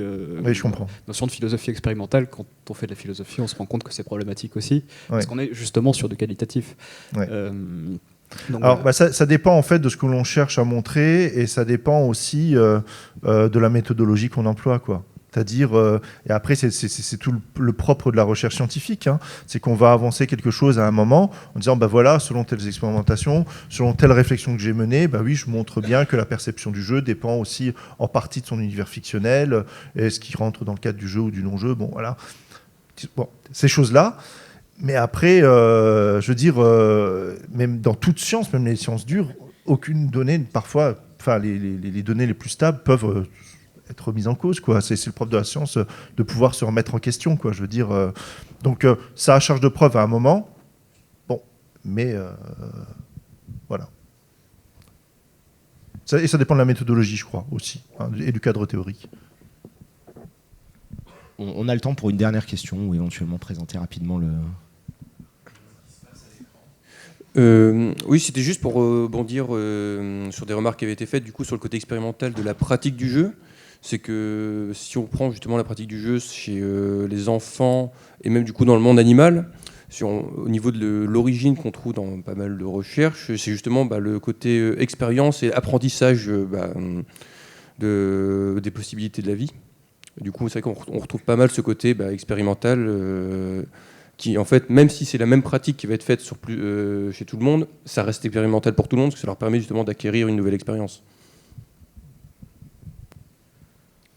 Oui, disons que oui, ça c'est le propre du jeu, c'est ce qui est aussi intéressant dans le jeu, c'est que c'est une pratique qui permet l'acquisition de compétences, de connaissances, de former la culture aussi, enfin culture au sens très anthropologique, très large du terme. Donc oui, effectivement, après, comme on le dit, après à vouloir trop élargir le terme, voilà, il va perdre un peu de son sens. Donc, faut voir quel est le cadre de l'expérimentation, etc., quoi. Voilà, moi, c'est ce que je... On avait également une question tout devant. Oui, je suis fatigué, donc je vais retrouver ma question.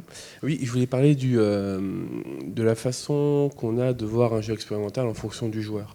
Je prends un exemple, c'est moi, tout simplement. Quand j'étais gamin, je jouais au FPS des années 90, c'est couloir, carte, couloir, ennemi, couloir, carte.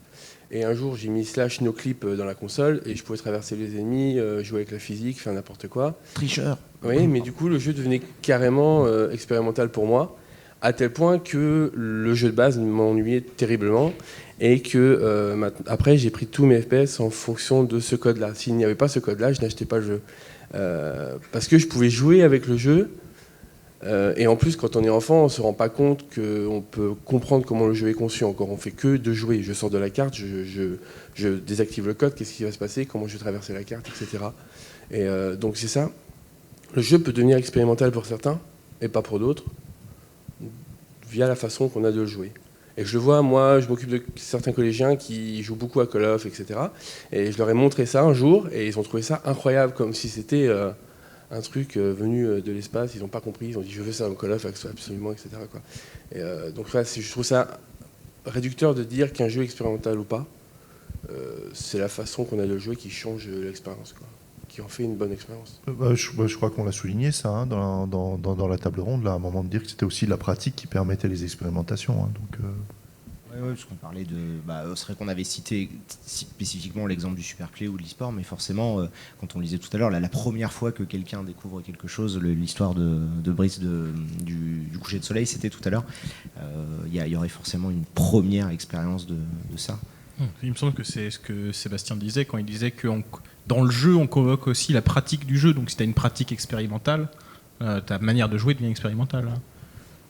Après, juste, ça me fait penser ce qu'on n'a pas évoqué sur toute la chaîne où peut se passer l'expérimentation, c'est qu'il peut y avoir aussi, sans du coup les trucs de changer le code, le simple bug en fait.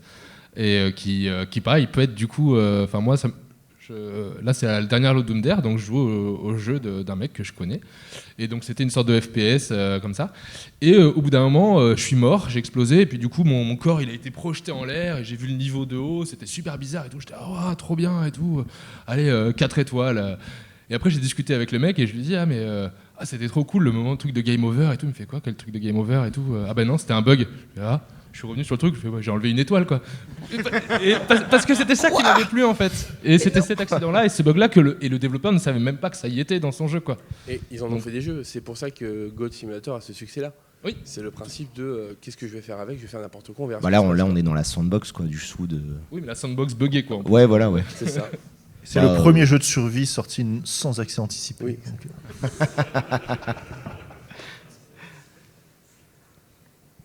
Kerry.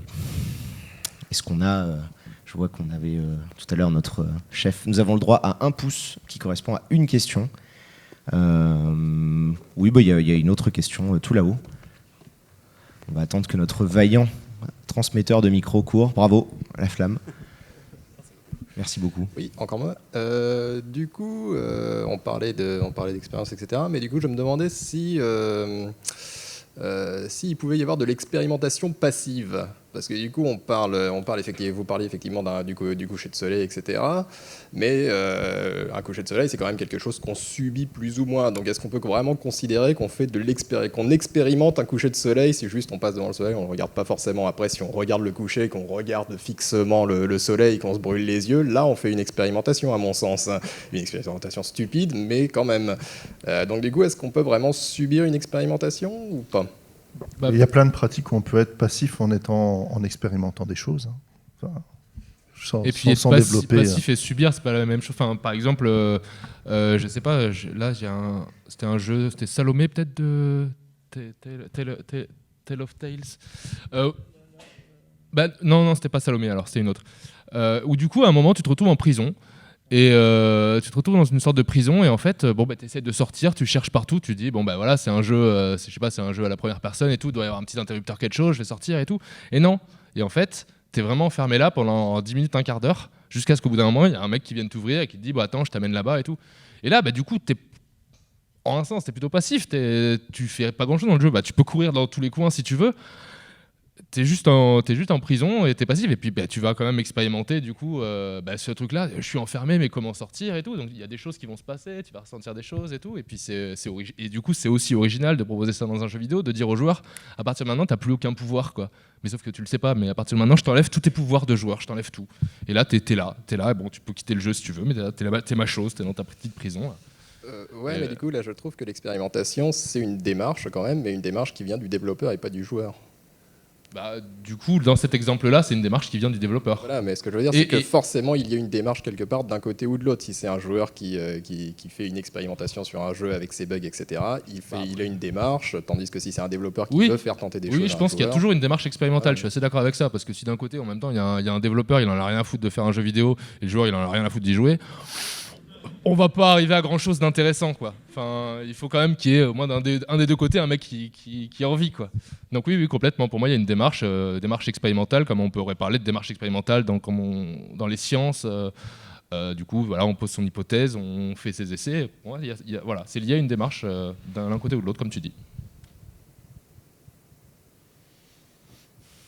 Je pense qu'on va en rester là pour ce soir, à moins qu'il y ait quelqu'un qui veut éventuellement rajouter une dernière remarque de ce côté. Sinon, tu es le dernière question, mais a priori, on est bon. Écoutez, merci en tout cas d'avoir participé aussi activement, parce qu'on a eu une petite heure en tout là pour poser des questions. Merci aux intervenants, donc Sébastien Guenevaux, Brice Roy, Pierre Corbinet et Dorian et moi-même pour tout ça. En fait, je n'arrive pas à trouver un mot pour conclure parce que c'est vrai que c'est difficile. On n'a pas. Non, en fait, c'est finalement, justement, c'est ça qui est intéressant, c'est qu'on joue autour d'une définition, on a essayé de donner pas mal d'approches de ce que pourrait être l'expérimentation, mais on voit qu'on est justement encore dans une phase où le jeu vidéo, il se recherche, c'est peut-être ça finalement, ce qui en fait autant de l'attrait, en fait, ça, toute cette recherche autour du jeu vidéo, peut-être que si on se retrouve dans 10 ans, Romaric, j'espère que tu seras là, on verra où on en est, tu vois, pour dire justement ce que c'est. Merci. Bon bah écoute, il me fallait un mot de la fin, merci. Merci.